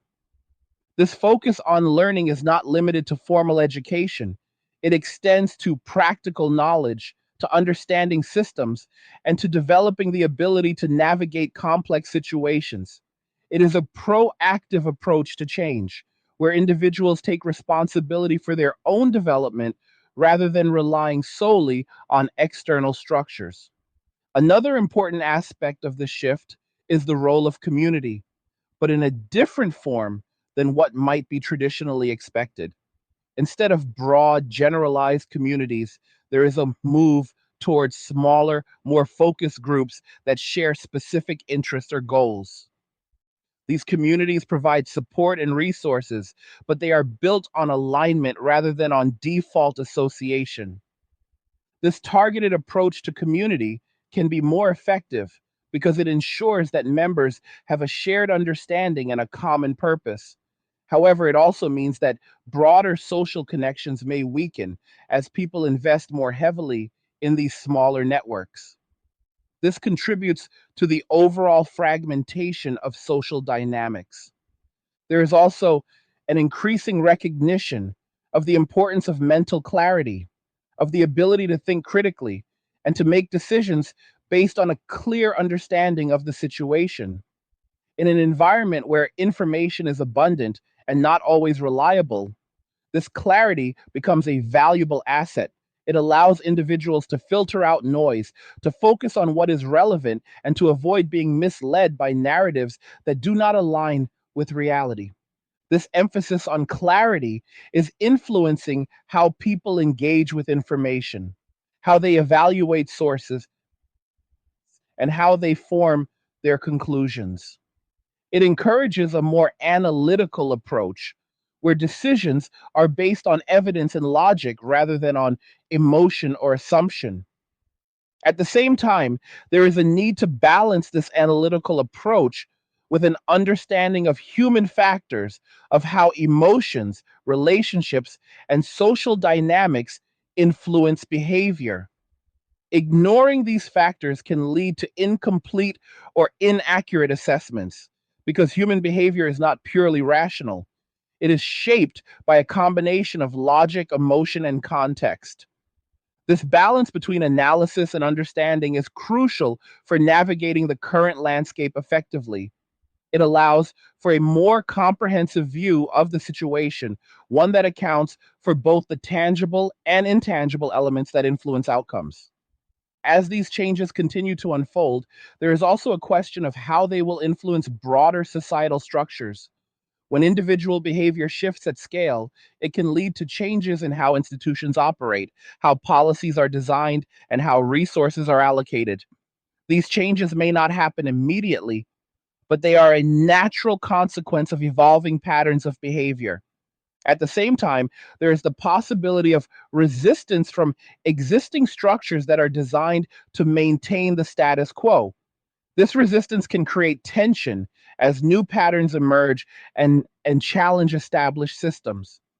How this tension is resolved will play a significant role in shaping the future trajectory of these changes.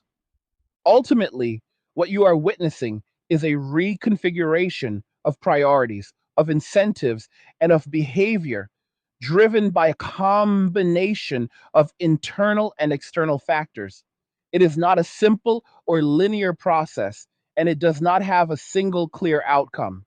But it is a process that is already underway and one that will continue to evolve as conditions change and as individuals adapt. And in that process, the key factors will be awareness, adaptability, and the ability to make decisions that align with both the realities of the environment and the long term goals that individuals seek to achieve.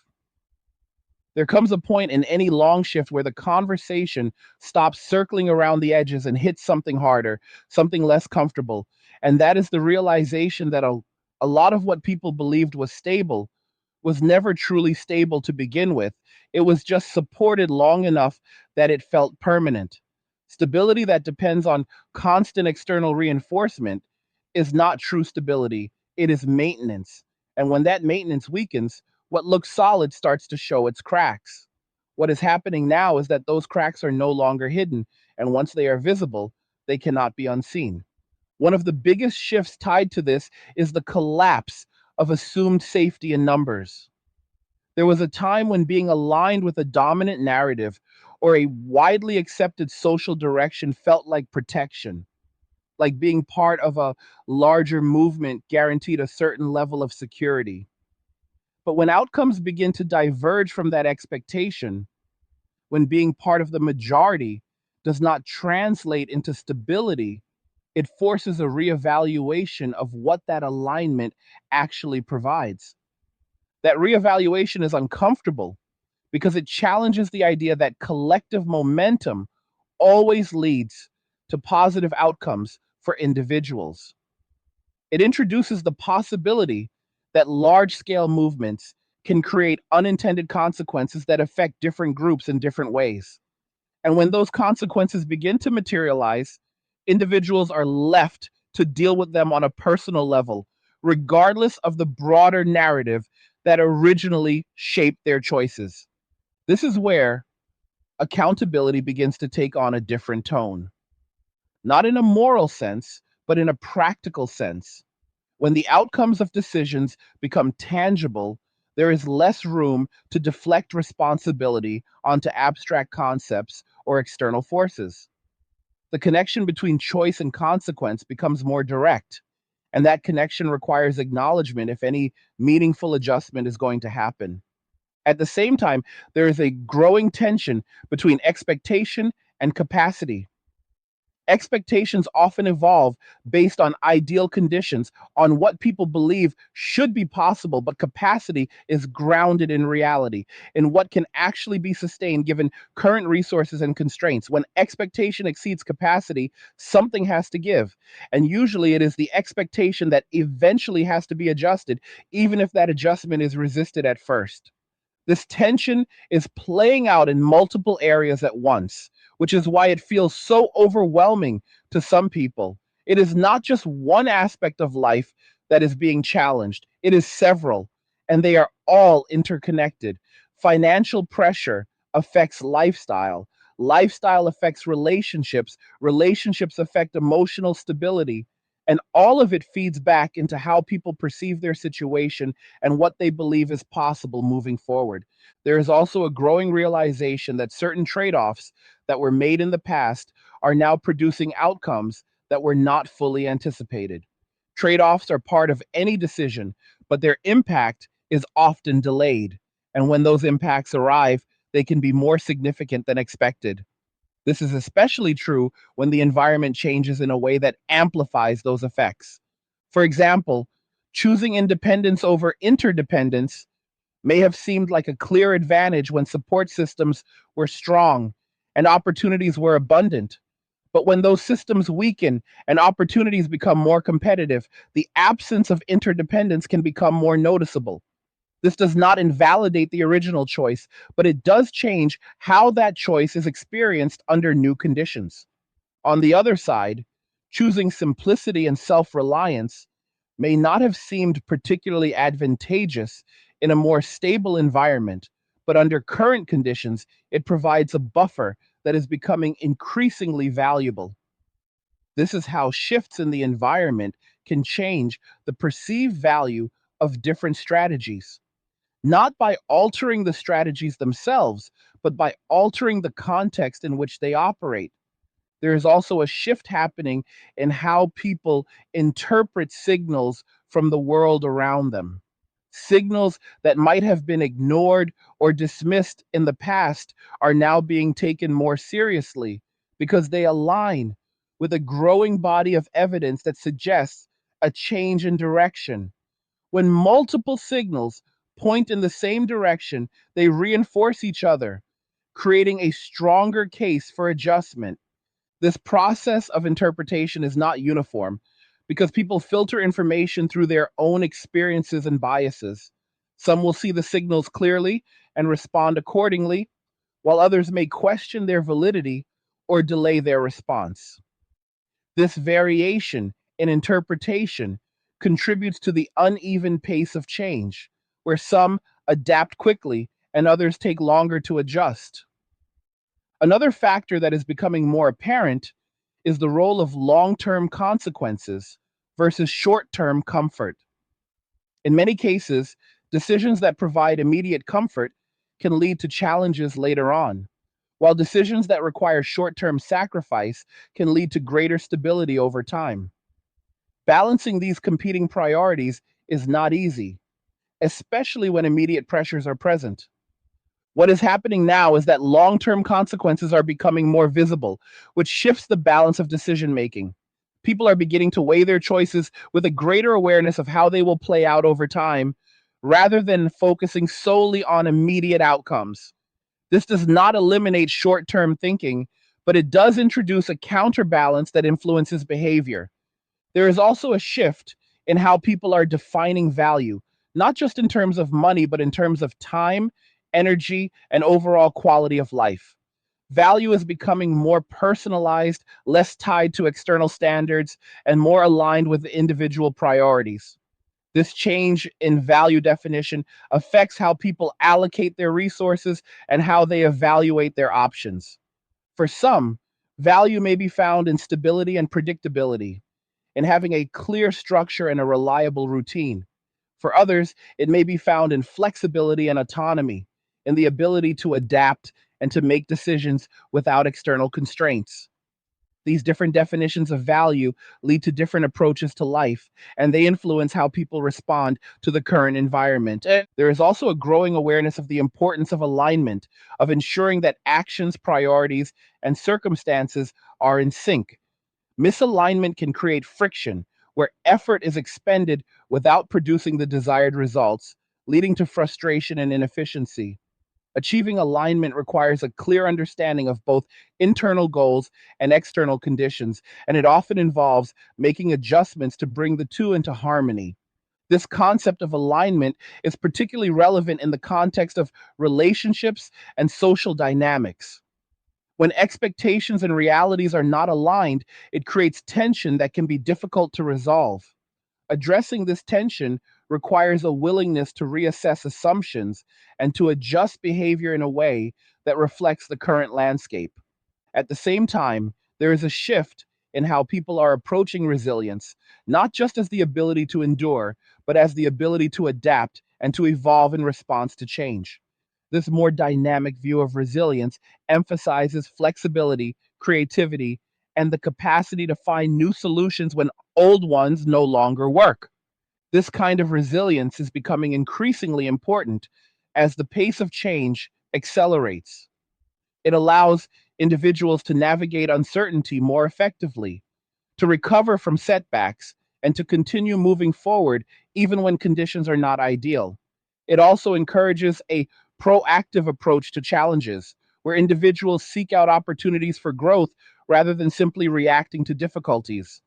Another aspect that is influencing the current dynamic is the role of expectations around fairness and equity.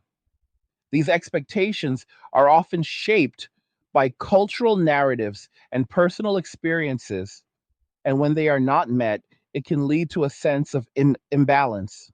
However, perceptions of fairness can vary widely, and what one person sees as equitable, another may see as disproportionate. This variation in perception can create conflict because it affects how people interpret outcomes and how they assign responsibility. Addressing this requires a nuanced understanding of different perspectives and a willingness to engage in dialogue that is grounded in reality rather than in assumption. There is also a growing recognition that external validation, while still relevant, is not a reliable foundation for long term satisfaction. As people shift toward internal measures of success, they become less dependent on external approval and more focused on their own standards and goals. This shift reinforces the trend toward independence because it reduces the need to seek out validation from others. At the same time, it changes the nature of interaction because connections are no longer based on validation, but on compatibility and shared value. This can lead to more meaningful interactions, but it also reduces the number of interactions because not all connections meet these criteria. There is also a broader implication for how society functions as these shifts continue. When individual behavior changes at scale, it influences the systems that depend on that behavior. This can lead to adjustments in how those systems operate, whether through adaptation or through attempts to maintain existing structures. These adjustments can create additional layers of complexity as different parts of the system respond in different ways. Some may adapt quickly, incorporating new patterns into their operation, while others may resist change, creating friction that slows the overall process. Ultimately, what is unfolding is a realignment of priorities, of expectations, and of behavior driven by a combination of internal decisions and external pressures. It is not a process that can be easily reversed because it is rooted in fundamental changes to how people perceive their environment and their place within it. And as this realignment continues, it will require individuals to engage with reality in a more direct way, to make decisions based on what is actually happening rather than on what was expected to happen, and to adapt their strategies in a way that reflects the current landscape rather than the one that existed before. There is a moment in every long shift where people stop asking if something is happening and start asking what they are going to do about it. And that moment is not loud, it is quiet, almost internal, like a realization that settles in and changes how decisions get made from that point forward. That is where things are now, not at the stage of awareness, but at the stage of adjustment. Awareness creates discomfort, but adjustment creates direction. And direction is what ultimately determines outcomes. What makes this stage different is that it forces people to move beyond observation and into action. It is no longer enough to recognize that conditions have changed, because recognition without adaptation leads to stagnation. The environment does not pause while people figure things out, it continues moving. And those who do not move with it begin to feel the gap between where they are and where they need to be. One of the clearest signs of this transition is the way people are starting to reallocate their effort. Effort is a finite resource, and where it is directed reveals priorities more clearly than anything people say. When effort shifts away from certain areas and toward others, it indicates a reassessment of value, a decision about what is worth investing in and what is not. That reassessment is happening now in a way that is visible if you know where to look. Men are redirecting their effort inward toward things that provide measurable returns, whether that is improving their health, building skills, increasing financial stability, or simply creating a life that is manageable and predictable. This inward focus is not about isolation for its own sake. It is about control, about reducing reliance on variables that cannot be easily managed. It is a strategic adjustment, even if it is not always framed that way. At the same time, there is a growing realization that effort invested in uncertain outcomes carries a higher cost than it used to. When the probability of a favorable outcome decreases, the justification for investing effort also decreases. This leads to a more selective approach, where effort is reserved for situations that meet a certain threshold of predictability and return. This selectivity is not always well received, especially in contexts where effort was previously assumed to be readily available. When that assumption is no longer valid, it creates a sense of imbalance because the expected input is not being matched by actual behavior. But from the perspective of those making the adjustment, the change is rational, based on a recalculation of cost and benefit. There is also a shift in how people are approaching responsibility. Responsibility used to be framed in a more collective sense, with shared expectations about who would do what and how those roles would be fulfilled. As those expectations break down, responsibility becomes more individualized, more closely tied to personal choice and capability. This individualization of responsibility changes how people approach challenges because it places a greater emphasis on self management and self sufficiency. Instead of relying on predefined roles or external support, Individuals are increasingly expected to navigate their own path, to solve their own problems, and to manage their own outcomes. For some, this is empowering because it provides a sense of control and autonomy. For others, it is overwhelming because it removes the safety net that they were accustomed to. This difference in experience contributes to the divergence in how people are responding to the current situation. There is also a growing awareness of the importance of discipline, not in an abstract sense, but in a practical sense of maintaining consistency in behavior over time. Discipline allows individuals to build stability, to make progress even when conditions are not ideal, and to create a foundation that can support long term goals.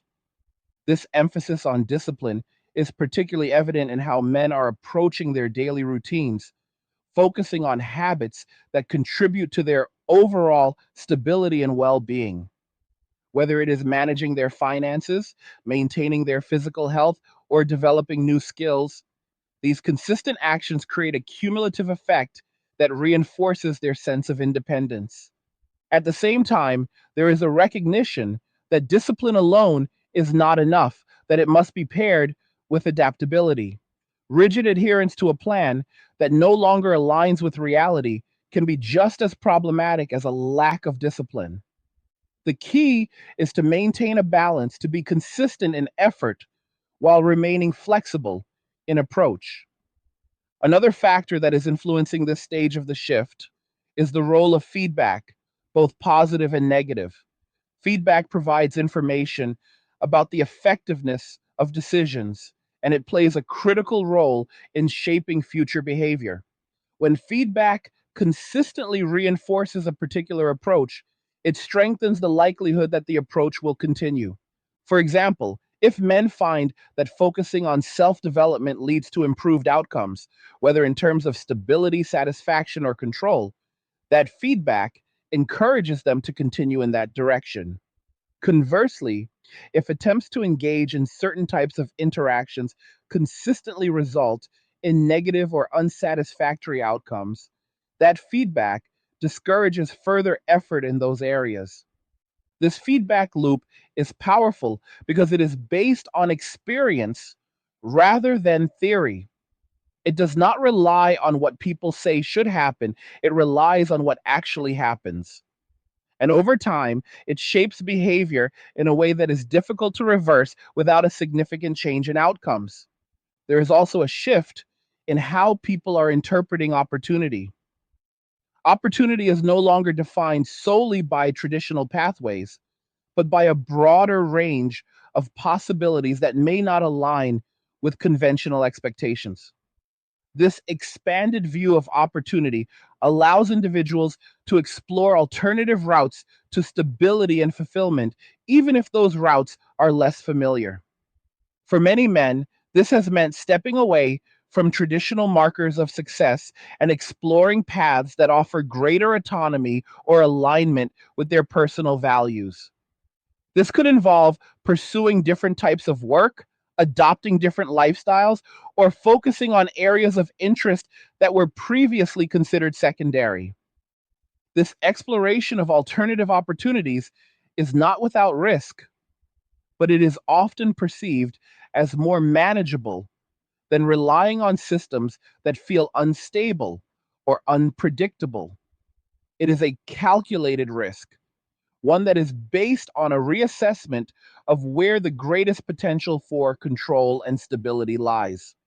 On the other side, there is a growing pressure to find viable opportunities within a more constrained environment. When traditional pathways become more competitive or less reliable, it creates a need to identify new strategies for achieving stability. This process can be challenging, especially if it involves stepping outside of established expectations or redefining what success looks like. There is also a shift in how people are approaching relationships, moving away from assumptions and toward more explicit criteria for engagement. Instead of relying on default roles or expectations, individuals are increasingly evaluating whether a relationship aligns with their priorities, whether it provides mutual benefit, and whether it fits within their overall strategy for managing their life. This more analytical approach to relationships changes the dynamic significantly because it removes some of the ambiguity that previously allowed for more fluid interaction. It creates a more deliberate process where engagement is based on clear criteria rather than on social norms or expectations. At the same time, there is a recognition that not all relationships are equal and that different types of connections serve different purposes. This leads to a more segmented approach where individuals categorize their interactions based on the role they play in their lives, whether that is support, collaboration, or shared interest. This segmentation can lead to more effective use of time and energy, but it also reduces the likelihood of spontaneous or unstructured interaction. As a result, the overall frequency of engagement may decrease, even if the quality of certain interactions improves. Another aspect of the stage is the increasing importance of clarity in communication. As assumptions break down, the need for clear and direct communication becomes more pronounced. Without shared expectations, misunderstandings become more likely, and resolving those misunderstandings requires a level of clarity that may not have been necessary before. This emphasis on clarity is not just about avoiding conflict, but about ensuring that interactions are based on accurate information and realistic expectations. It allows individuals to make more informed decisions about how to engage and what to expect from others. There is also a shift in how people are approaching long term planning, with a greater focus on building flexibility into their strategies. Instead of committing fully to a single path, individuals are maintaining options, creating multiple avenues for progress that can be adjusted as conditions change. This approach to planning reflects an understanding that the future is uncertain and that the ability to adapt is more valuable than the ability to predict. It encourages a mindset that is open to change, that is willing to adjust course when necessary, and that prioritizes resilience over rigidity. At the same time, there is a recognition that not all changes are within individual control, and that external factors will continue to influence outcomes. This awareness leads to a more pragmatic approach where individuals focus on what they can control while remaining aware of the broader context in which they operate. Ultimately, what is happening at this stage is a transition from passive awareness to active adaptation. People are no longer just observing the changes around them, they are responding to those changes in ways that align with their own priorities and circumstances. This response is shaping the next phase of the dynamic, influencing how it will continue to evolve. And as this process continues, it will require ongoing adjustment because the conditions that are driving it are not static. They will continue to shift, influenced by new developments, new information, and the collective decisions of those navigating the landscape. The key difference now is that the direction of those decisions is becoming clearer, driven not by assumption or expectation, but by experience, by outcome, and by the need to align with a reality that is no longer optional to acknowledge. At this stage, something even more subtle begins to take shape, and it is the quiet normalization of what once felt abnormal. Behavior that would have seemed extreme or unlikely a few years ago is no longer treated as unusual. It is treated as practical, even expected under current conditions. That shift in perception is one of the clearest indicators that the landscape has fundamentally changed because once something becomes normalized, it no longer requires justification. It simply becomes the new baseline. You can see this in how conversations have evolved. There is less emphasis on convincing people that a shift is happening and more emphasis on navigating within that shift. The tone changes from disbelief to strategy, from questioning to planning. And when that tone changes, It signals that the adjustment phase has moved forward, that people are no longer anchored to the past in the same way. What drives this normalization is repetition. When people encounter the same patterns repeatedly, whether through personal experience or through observation, those patterns begin to feel familiar. Familiarity reduces resistance, and reduced resistance allows new behaviors to take hold more easily. Over time, what was once seen as a reaction becomes seen as a standard. For men, this normalization has taken the form of reduced engagement, becoming an accepted option rather than a last resort. Choosing not to participate in certain dynamics is no longer viewed as a failure or a limitation, but as a deliberate decision that aligns with their priorities. This reframing changes how those decisions are perceived, both internally and externally. At the same time, there is a parallel normalization of pressure on the other side, where financial strain, uncertainty, and the need for adjustment are becoming more widely acknowledged. What might have been dismissed as temporary or isolated is now being recognized as part of a broader pattern. This recognition does not immediately solve the problem, but it does change how it is understood. There is also a shift in how people are evaluating credibility. In an environment where outcomes are increasingly visible, credibility is less about what is said and more about what is demonstrated. People are paying closer attention to results, to whether certain approaches actually produce stability, satisfaction, or progress. This focus on results influences who and what they trust, and it shapes the narratives that gain traction. When credibility is tied to demonstrated outcomes, it creates a more pragmatic environment where ideas are tested against reality rather than accepted based on assumption or authority. This can lead to more effective decision making, but it also challenges established narratives that do not align with observed results. Another factor that is becoming more prominent is the role of energy management. Beyond time and money, energy is a critical resource that influences how people function on a daily basis. When energy is depleted, decision making suffers, productivity decreases, and overall well being is affected. As a result, people are becoming more conscious of how they spend their energy, prioritizing activities and interactions that are sustainable. This focus on energy management reinforces the trend towards selectivity because it encourages individuals to avoid situations that are draining without providing sufficient benefit. Over time, this leads to a refinement of priorities where only the most valuable or necessary engagements are maintained. There is also a growing awareness of the importance of momentum. Momentum is built through consistent action over time, and it creates a sense of progress that can be motivating and stabilizing.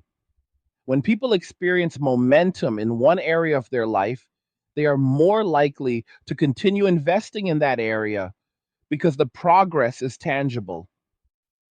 For men who are focusing on self development and personal stability, this momentum can be particularly reinforcing as they see improvements in their health, finances, or overall quality of life. It validates their approach and encourages further investment in that direction. This creates a cycle where progress leads to more progress, strengthening the overall pattern. On the other side, when progress is less visible or more difficult to achieve, it can lead to a sense of stagnation or frustration. Without clear indicators of improvement, it becomes harder to maintain motivation, and the need for change becomes more urgent. This difference in momentum contributes to the divergence in how different groups are experiencing the current environment. There is also a shift in how people are approaching risk tolerance.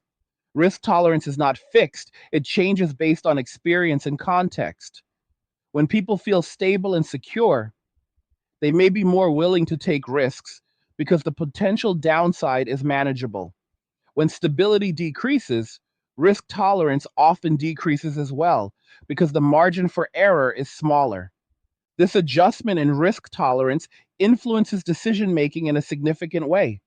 It leads to more cautious behavior, to a preference for options that offer greater predictability, even if they come with lower potential rewards.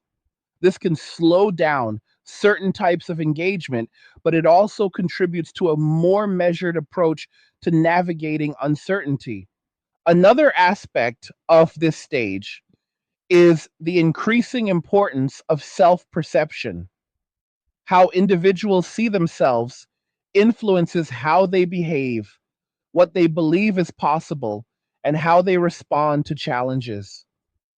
As people adapt to new conditions, their self perception may shift, reflecting their changing priorities and experiences.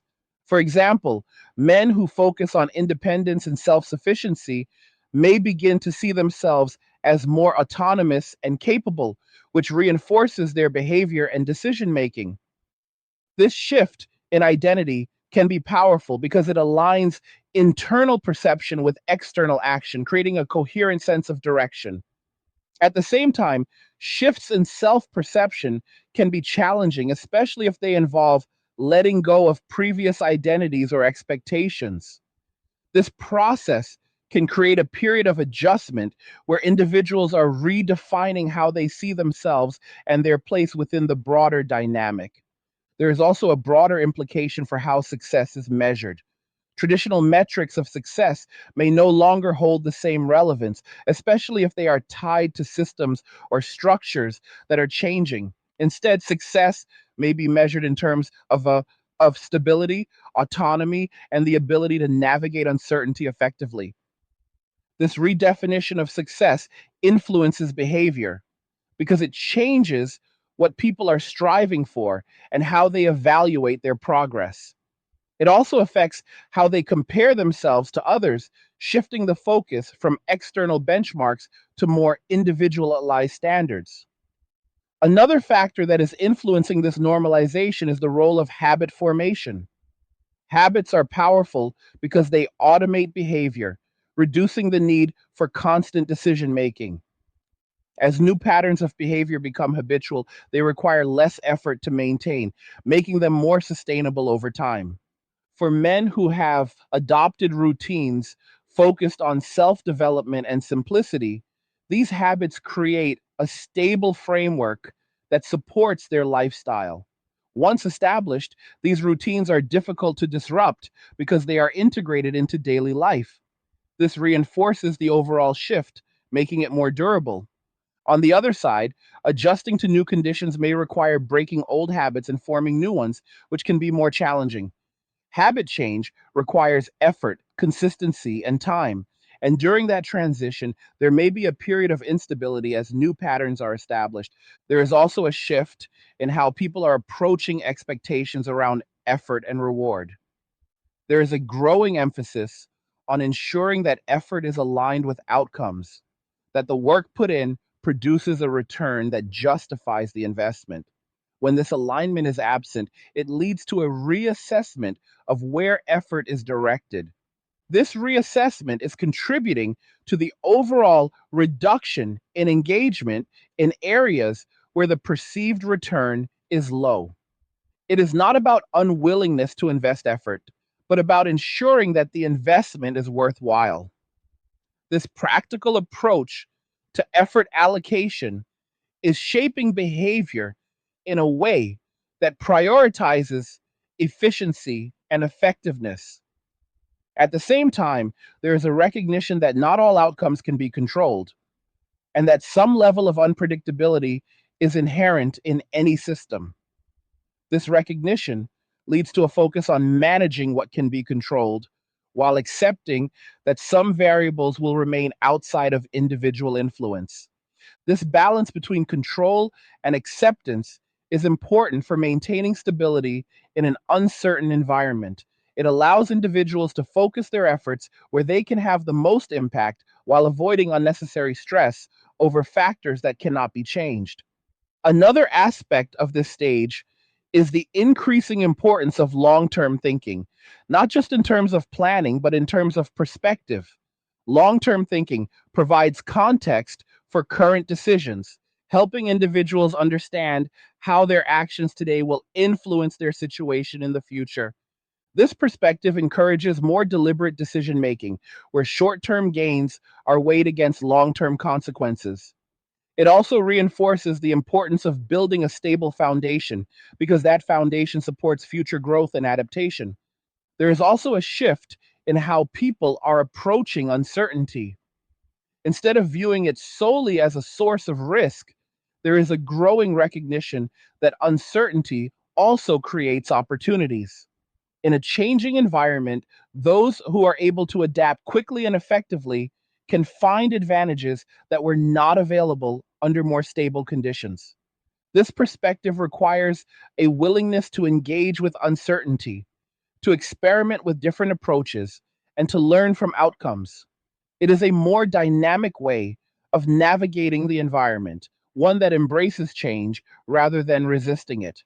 Ultimately, what is happening at this stage is the solidification of new patterns, the transition from temporary adjustment to established behavior. These patterns are not fixed, they will continue to evolve, but they are becoming more ingrained, more integrated into how people live and make decisions. And as they become more ingrained, they will shape the next phase of the dynamic, influencing how individuals interact, how they allocate their resources, and how they navigate the challenges and opportunities that lie ahead. What begins to surface now is something more structural, something that goes beyond individual behavior and starts to reshape the underlying framework people are operating within. It is not just that people are changing how they act, it is that the environment itself is being quietly reconfigured by those changes. When enough individuals adjust in similar ways, their collective behavior creates new conditions, and those new conditions then influence the next round of decisions. This is how a shift moves from being a reaction to becoming a system. In this emerging system, predictability is no longer based on tradition or expectation, but on patterns that are actively forming in real time. People are no longer relying on what used to happen. They are watching what is happening now and adjusting accordingly. This creates a more fluid dynamic, one that is constantly being updated by current behavior rather than anchored to past norms. One of the most noticeable effects of this is the erosion of default roles. Roles that were once assumed, roles that required little negotiation or explanation, are no longer automatically filled. Instead, they are being questioned, redefined, or in some cases, left vacant. This creates a gap that is not easily addressed because it requires individuals to step into roles voluntarily rather than by default. When roles become voluntary, they are subject to evaluation. People ask whether taking on a certain role aligns with their priorities, whether it provides sufficient return, and whether it introduces risks that they are willing to accept. This evaluation process slows down the formation of traditional dynamics because it replaces automatic participation with deliberate choice. At the same time, there is a shift in how people are approaching dependency. Dependency is being treated with more caution, not because it is inherently negative, but because it introduces vulnerability. When someone depends on an external factor that they cannot control, they are exposed to the risk that that factor may change or fail. In an environment where change feels more frequent and less predictable, reducing dependency becomes a way to manage risk. This does not eliminate interdependence, but it changes how it is structured. Instead of broad, loosely defined dependencies, there is a move toward more specific, clearly defined arrangements where expectations are explicit and boundaries are understood. This creates a more controlled form of interdependence, one that is easier to manage and less likely to lead to unexpected outcomes. There is also a shift in how people are approaching scarcity. Scarcity is not just about limited resources, It is about the perception of limitation, about how people interpret the availability of opportunities, time, and support. When scarcity is perceived to be increasing, behavior changes in ways that prioritize conservation and efficiency. For men, this has translated into a focus on preserving resources, on avoiding unnecessary expenditures of time and energy, and on ensuring that what they invest yields a tangible return. This approach creates a buffer against uncertainty, allowing them to maintain stability even as conditions fluctuate. On the other side, increasing pressure can amplify the perception of scarcity, making it more difficult to maintain a sense of control. When resources feel limited, decision making becomes more constrained, and the need to secure stability becomes more urgent. This urgency can lead to reactive behavior, where decisions are made under pressure rather than through deliberate planning. There is also a shift in how people are interpreting effort. Effort used to be associated with virtue, with the idea that putting in work was inherently valuable regardless of the outcome.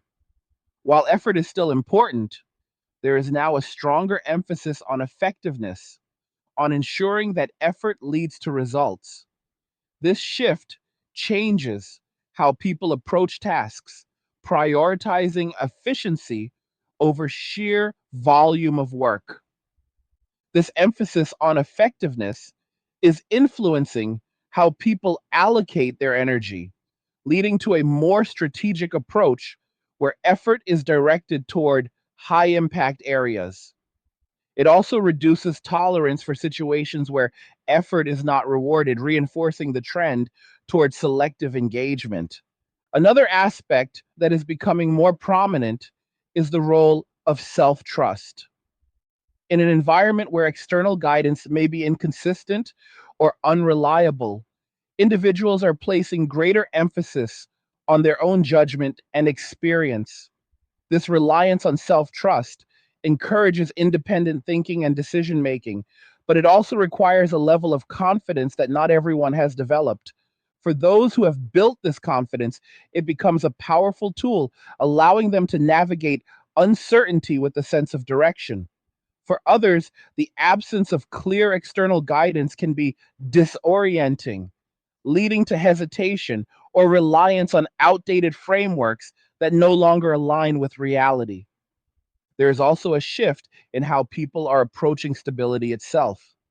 Stability is no longer seen as a fixed state, but as something that must be actively maintained through continuous adjustment.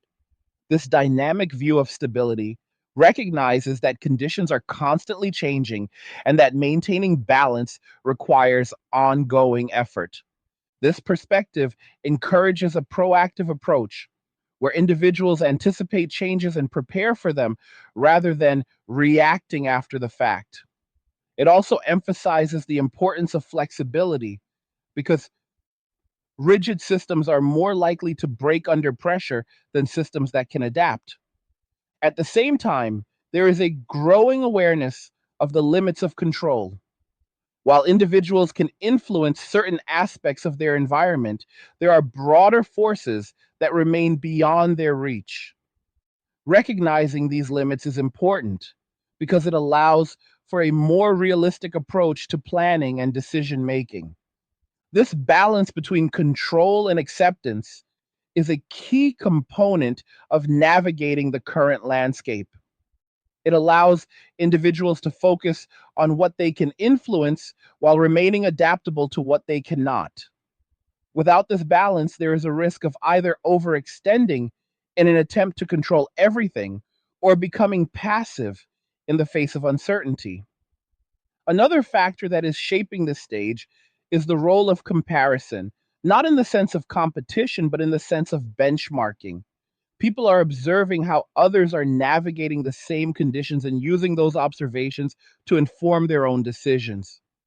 This creates a form of distributed learning where insights are shared indirectly through visible behavior. For men who are finding stability through simplicity and self focus, these examples serve as proof of concept, reinforcing the viability of their approach. For others, these examples may prompt reconsideration of their own strategies, especially if their current approach is not producing the desired results. There is also a shift in how people are approaching uncertainty in terms of opportunity recognition. Instead of waiting for clear signals or guarantees, there is a growing willingness to explore possibilities that may not be fully defined. This exploratory approach allows individuals to identify potential advantages early, even if those advantages are not immediately obvious. This willingness to explore is often paired with a cautious approach to commitment, where individuals test options on a smaller scale before fully investing. This reduces risk while still allowing for adaptation and growth, creating a more flexible path forward. At the same time, there is a recognition that not all opportunities are equal, and that some may come with hidden costs or risks. This leads to a more discerning approach where individuals evaluate opportunities based on their alignment with long term goals and their potential impact on overall stability. Another aspect of this stage is the increasing importance of mental resilience. Beyond physical and financial considerations, the ability to maintain clarity and composure in the face of uncertainty is becoming a critical factor. Mental resilience allows individuals to process information effectively, to make decisions without being overwhelmed, and to maintain focus on their priorities. This resilience is built through experience, through exposure to challenges, and through the development of coping strategies that allow individuals to manage stress and uncertainty. It is not something that can be developed instantly, but it becomes more important as the complexity of the environment increases. There is also a shift in how people are approaching long term commitments. Commitments that require significant upfront investment are being evaluated more carefully, with a focus on flexibility and adaptability. This does not mean that commitments are being avoided entirely, but it does mean that they are being approached with a greater awareness of potential risks and trade offs. This cautious approach to commitment influences how relationships, careers, and other long term decisions are made.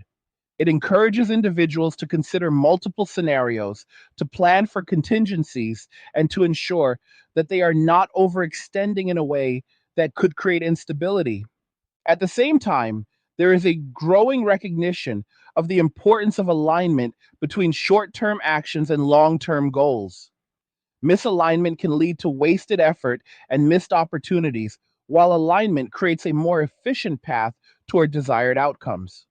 This focus on alignment encourages a more integrated approach to decision making, where each choice is evaluated in the context of its broader impact. Another factor that is influencing this stage is the role of adaptability in identity formation. As people adjust to new conditions, their sense of identity may evolve, reflecting their changing priorities and experiences. This evolution is not always linear, and it can involve periods of uncertainty as individuals reconcile their past expectations with their current reality.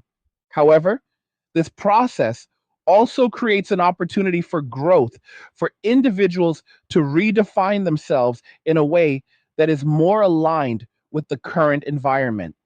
This alignment between identity and reality can be stabilizing because it reduces internal conflict and creates a clearer sense of direction.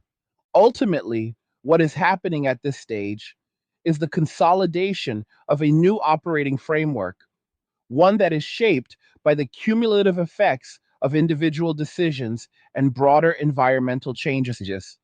This framework is not fixed, it will continue to evolve, but it is becoming more defined, more structured in a way that influences how people think, act, and interact.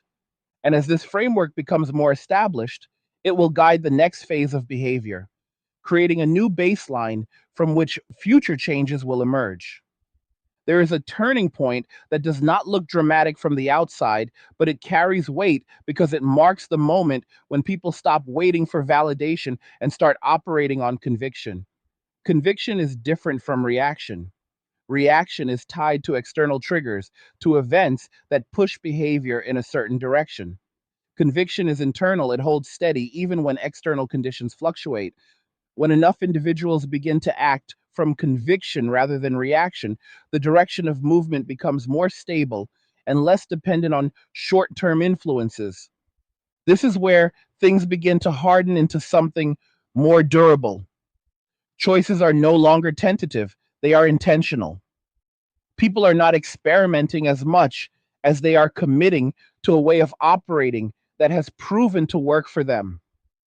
That commitment creates consistency, and consistency creates predictability, not in the sense of returning to old patterns, but in the sense of establishing new ones. One of the most important developments at this stage is the decline of negotiation without leverage. Negotiation depends on both sides having something the other wants or needs. When that balance shifts, negotiation loses its effectiveness. If one side feels they can maintain their position without engaging, they have little incentive to negotiate. This is not about defiance, it is about calculation, about recognizing that engagement is optional rather than required. That change is subtle but powerful because it alters the entire dynamic of interaction. Instead of trying to influence behavior through persuasion or expectation, the focus shifts to demonstrating value. Value becomes the primary driver of engagement, and without it, there is little movement. This creates a more results oriented environment where outcomes matter more than intentions. At the same time, there is a growing clarity around thresholds. Every individual has a point at which they decide something is no longer worth the cost. That threshold may vary, but once it is crossed, behavior changes in a way that is difficult to reverse. For many men, those thresholds have already been crossed, leading to a withdrawal that is not temporary but structural. This structural withdrawal is not about avoidance, it is about reallocation. Time, energy, and resources are being directed toward areas that provide stability and control. This redirection is visible in the way men are organizing their lives, prioritizing efficiency, reducing unnecessary complexity, and focusing on self contained systems that are less vulnerable to external disruption. There is also a shift in how people are approaching uncertainty, moving from avoidance to management. Uncertainty cannot be eliminated, but it can be navigated. This requires a different mindset, one that accepts variability as a constant and focuses on building systems that can absorb shocks without collapsing. For men who have embraced simplicity and self reliance, this approach provides a level of resilience that makes uncertainty more manageable. By reducing dependencies and maintaining flexibility, they are able to adjust more easily to changing conditions. This adaptability becomes a form of security, one that is not tied to any single external factor. On the other side, there is an increasing need to confront uncertainty directly, to develop strategies that can operate within a more constrained environment. This process can be difficult, especially when it involves moving away from familiar structures and expectations. It requires a willingness to experiment, to fail, and to adjust, often without clear guidance. There is also a shift in how people are interpreting stability itself. Stability is no longer seen as a static endpoint, but as a dynamic balance that must be maintained through continuous effort. This perspective changes how individuals approach their lives, encouraging them to build systems that are adaptable rather than rigid. This dynamic view of stability emphasizes the importance of feedback loops, where actions are continuously evaluated and adjusted based on their outcomes. It creates a more responsive approach where individuals are actively engaged in maintaining their balance rather than relying on fixed structures to do it for them. Another factor that is becoming more prominent is the role of autonomy. Autonomy is not just about independence, it is about the ability to make decisions without external interference, to control one's environment, and to direct one's own path. As people experience the benefits of autonomy, they become less willing to compromise it. For many men, this has become a central priority, influencing how they structure their lives and how they engage with others. Autonomy provides a sense of control that is difficult to replicate in more dependent arrangements, and once it is established, it becomes a key factor in decision making. At the same time, autonomy requires responsibility because the absence of external control means that individuals must manage their own outcomes. This responsibility can be demanding, but it also provides a direct connection between effort and result, which can be motivating and reinforcing. There is also a shift in how people are approaching complexity.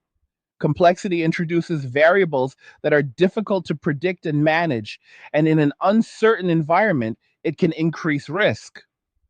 As a result, there is a trend towards simplifying systems, reducing variables, and focusing on what can be controlled. This simplification is not about reducing ambition, but about increasing efficiency. By streamlining their lives, individuals can focus their efforts on areas that provide the greatest return, reducing the likelihood of being overwhelmed by competing demands. Another aspect of the stage is the increasing importance of consistency.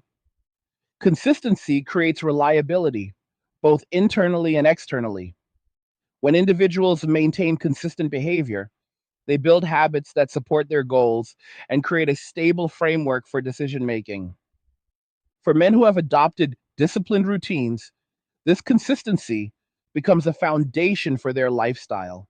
It reduces the need for constant decision making, allowing them to operate more efficiently and to maintain progress over time.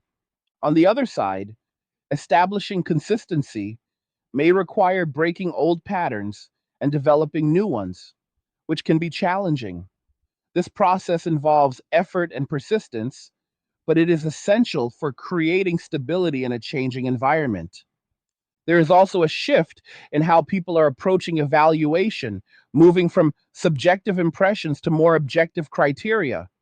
Decisions are being based on measurable outcomes, on whether a particular approach produces the desired results. This shift toward objectivity creates a more pragmatic environment where ideas are tested against reality.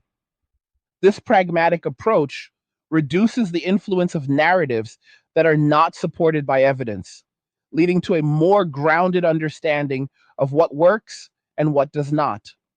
It also encourages continuous improvement as individuals refine their strategies based on feedback. Another factor that is influencing this stage is the role of time preference. Time preference refers to how individuals value present versus future outcomes. In an environment where long term outcomes are uncertain, there may be a tendency to prioritize short term gains. However, there is also a growing recognition that long term stability requires a different approach. Balancing short term needs with long term goals is becoming increasingly important as individuals seek to maintain stability while also preparing for the future. This balance requires careful planning and disciplined execution, as well as the ability to adjust when conditions change. There is also a shift in how people are approaching relationships, with a greater emphasis on alignment and mutual benefit. Relationships are no longer assumed to be inherently valuable. They are evaluated based on their contribution to overall stability and satisfaction. This evaluation process changes how relationships are formed and maintained, leading to more selective engagement and a focus on compatibility. It also reduces tolerance for arrangements that do not meet these criteria, contributing to the overall decline in participation. At the same time, there is a recognition that meaningful relationships require effort and investment, and that not all forms of simplicity are beneficial. This creates a need to balance independence with connection. to identify relationships that enhance stability rather than undermine it. Another aspect of this stage is the increasing importance of strategic thinking. Strategic thinking involves considering multiple factors, anticipating potential outcomes, and making decisions that align with long term objectives. It is a more deliberate approach, one that prioritizes planning over reaction. For individuals navigating the current environment, strategic thinking provides a framework for making informed decisions, reducing uncertainty, and increasing the likelihood of achieving desired outcomes. It also encourages a proactive mindset where individuals seek to shape their circumstances rather than simply responding to them. There is also a shift in how people are approaching learning, with a focus on practical knowledge that can be applied directly to their situation. This includes skills related to financial management, health, problem solving, and adaptability. This practical approach to learning reflects the need for self sufficiency in a changing environment. At the same time, there is a recognition that learning is an ongoing process, one that requires continuous effort and adjustment. As conditions change, new knowledge and skills may be required, and individuals must be willing to adapt their approach accordingly. Ultimately, what is happening at this stage is the solidification of a new operational mindset, one that is grounded in reality, focused on outcomes, and driven by a need for stability and control. This mindset is not static, it will continue to evolve, but it provides a foundation for navigating the current landscape. And as more individuals adopt this mindset, it will influence the broader dynamic, shaping how people interact, how they allocate their resources, and how they respond to the challenges and opportunities that lie ahead. There is a stage beyond adjustment where the conversation stops being about change entirely and starts being about structure. And structure is what determines how long something lasts. Change can be temporary, it can be reversed, it can fade if the conditions that created it disappear. Structure is different. Structure embeds behavior into systems, into routines, into expectations that operate whether people are consciously thinking about them or not. What is forming now is not just a reaction to circumstances, it is a structural shift that is beginning to define how people operate by default. What makes structure so powerful is that it reduces the need for constant decision making. Once a structure is in place, it guides behavior automatically, creating consistency without requiring continuous effort. This is why habits are so influential, because they are small structures that operate at the individual level. When those habits align across a large number of people, they create a collective structure that shapes the environment itself. For men, the structure that is emerging is built around self containment. It is a system where needs are minimized, dependencies are reduced, and daily life is organized in a way that prioritizes control and predictability.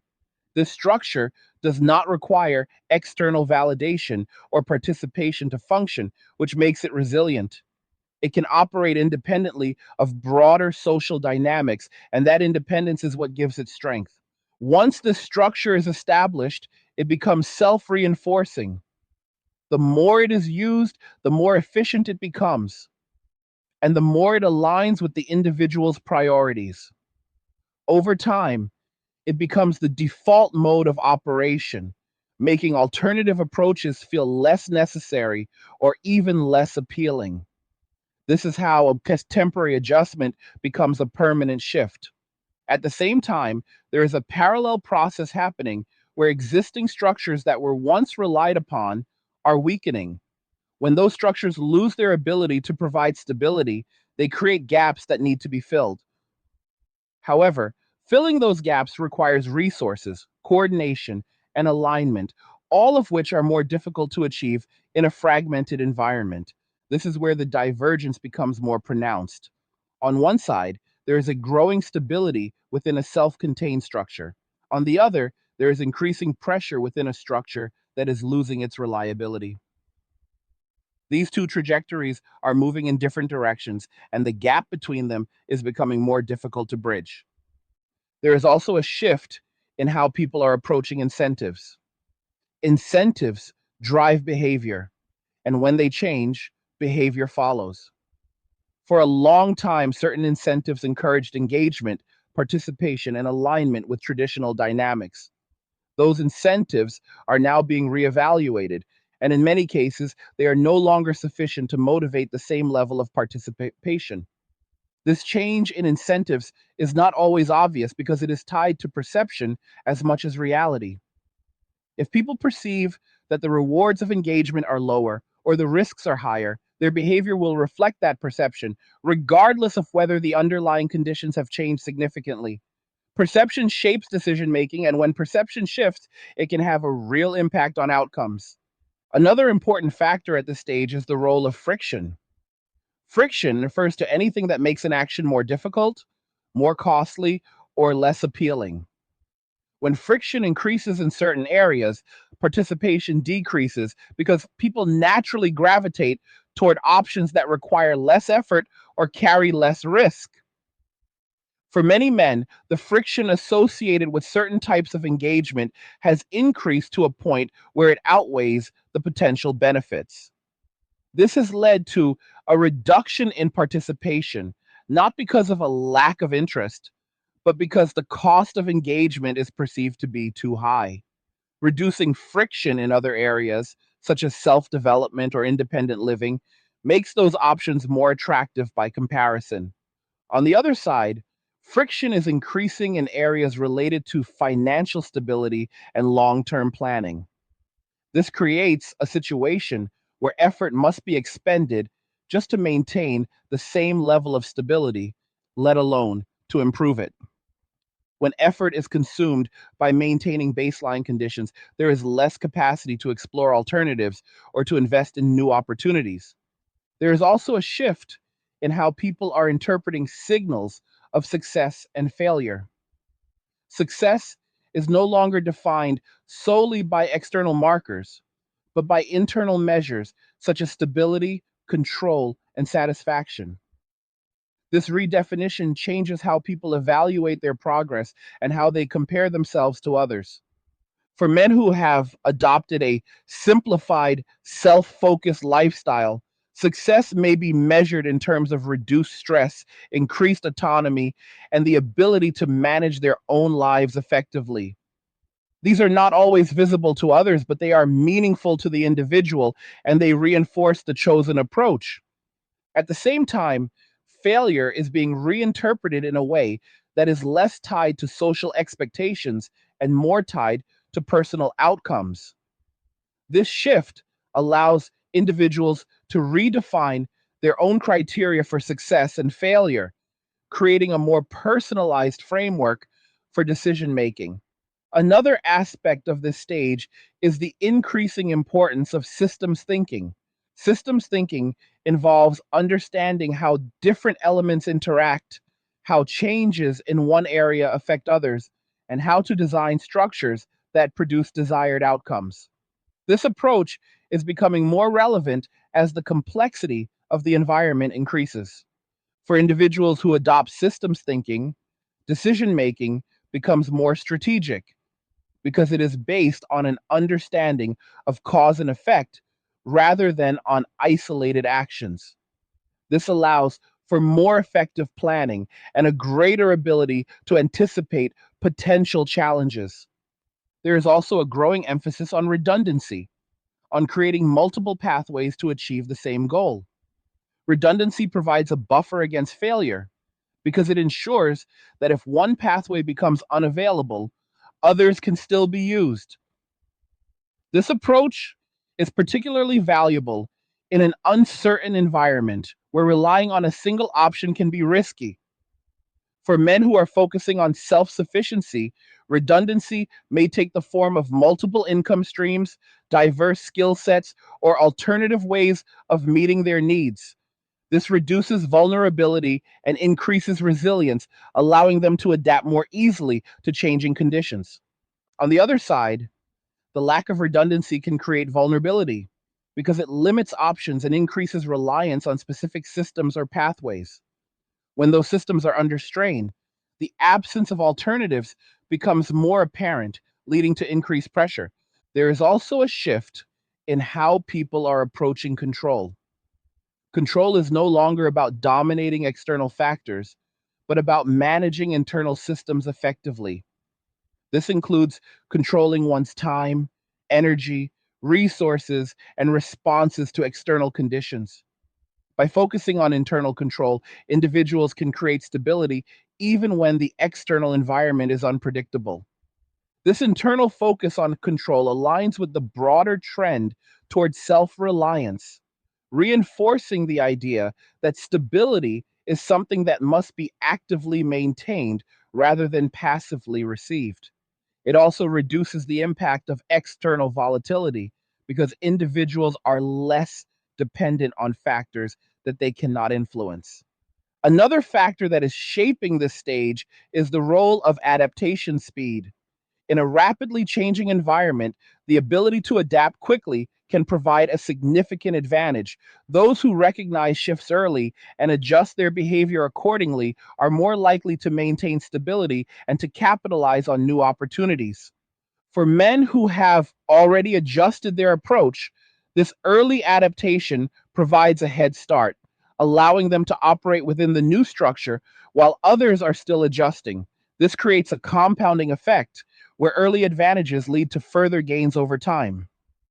At the same time, delayed adaptation can create challenges because it requires individuals to catch up in an environment that has already moved forward. This can be difficult, especially if it involves significant changes to established patterns or expectations. There is also a shift in how people are approaching cooperation. Cooperation is no longer assumed to be automatic, it is conditional, based on alignment and mutual benefit. This changes the nature of collaboration, making it more deliberate and less frequent, but potentially more effective when it does occur. There is also a shift in how people are approaching long term sustainability, not just in terms of resources, but in terms of lifestyle. Sustainability involves creating a way of living that can be maintained over time without leading to burnout or instability. This requires a balance between effort and recovery, between ambition and practicality. For men who have simplified their lives, sustainability is often achieved through reduced complexity and lower baseline requirements. This allows them to maintain their lifestyle with less effort, creating a stable foundation for long term well being. On the other side, achieving sustainability may require significant adjustments, particularly if current patterns are not aligned with available resources. This process can be challenging, but it is necessary for creating long term stability. Ultimately, what is forming now is not just a shift in behavior, but a redefinition of how stability, success, and engagement are structured. This redefinition is being driven by a combination of individual decisions and broader environmental changes, creating a new framework that will influence future dynamics. And as this framework becomes more established, it will shape not only how people live and interact, but also how they think, plan, and navigate the challenges that lie ahead. So when you step back and look at everything that has unfolded, the conclusion is not as complicated as it might seem. People respond to incentives, they adjust to outcomes, and they build structures that support what works. When those structures change, everything connected to them changes as well. And right now, those structures have changed, not all at once, not in a single moment, but steadily, consistently, in a way that has reshaped the landscape. The only question that remains is how individuals choose to navigate that landscape, whether they continue to operate based on what used to be or whether they adjust to what is. For those who have already made the adjustment, the path is clearer. For those who have not, the choice is still there. But the window for delaying that choice is narrowing. And that is where things stand. Shout out to the 1 hour gang for making it all the way through, because most people will not sit with something this long. And that alone says something about your willingness to actually think instead of just react. If you are enjoying these Angry Guy talks, you can show support by buying me a Red Bull using the link in the description. It helps keep this going. Let me know what you think about everything that was laid out here, whether you agree, disagree, or see it differently. Drop a comment and say your piece. Like the video if you like it. Don't forget to subscribe. And if you like the video, share the video. And just remember that all roads lead to MWA, men walking away, and cheers. Nothing says you care like crypto. Nothing can compare. Nothing says you care like crypto. Oh, nothing can compare to crypto.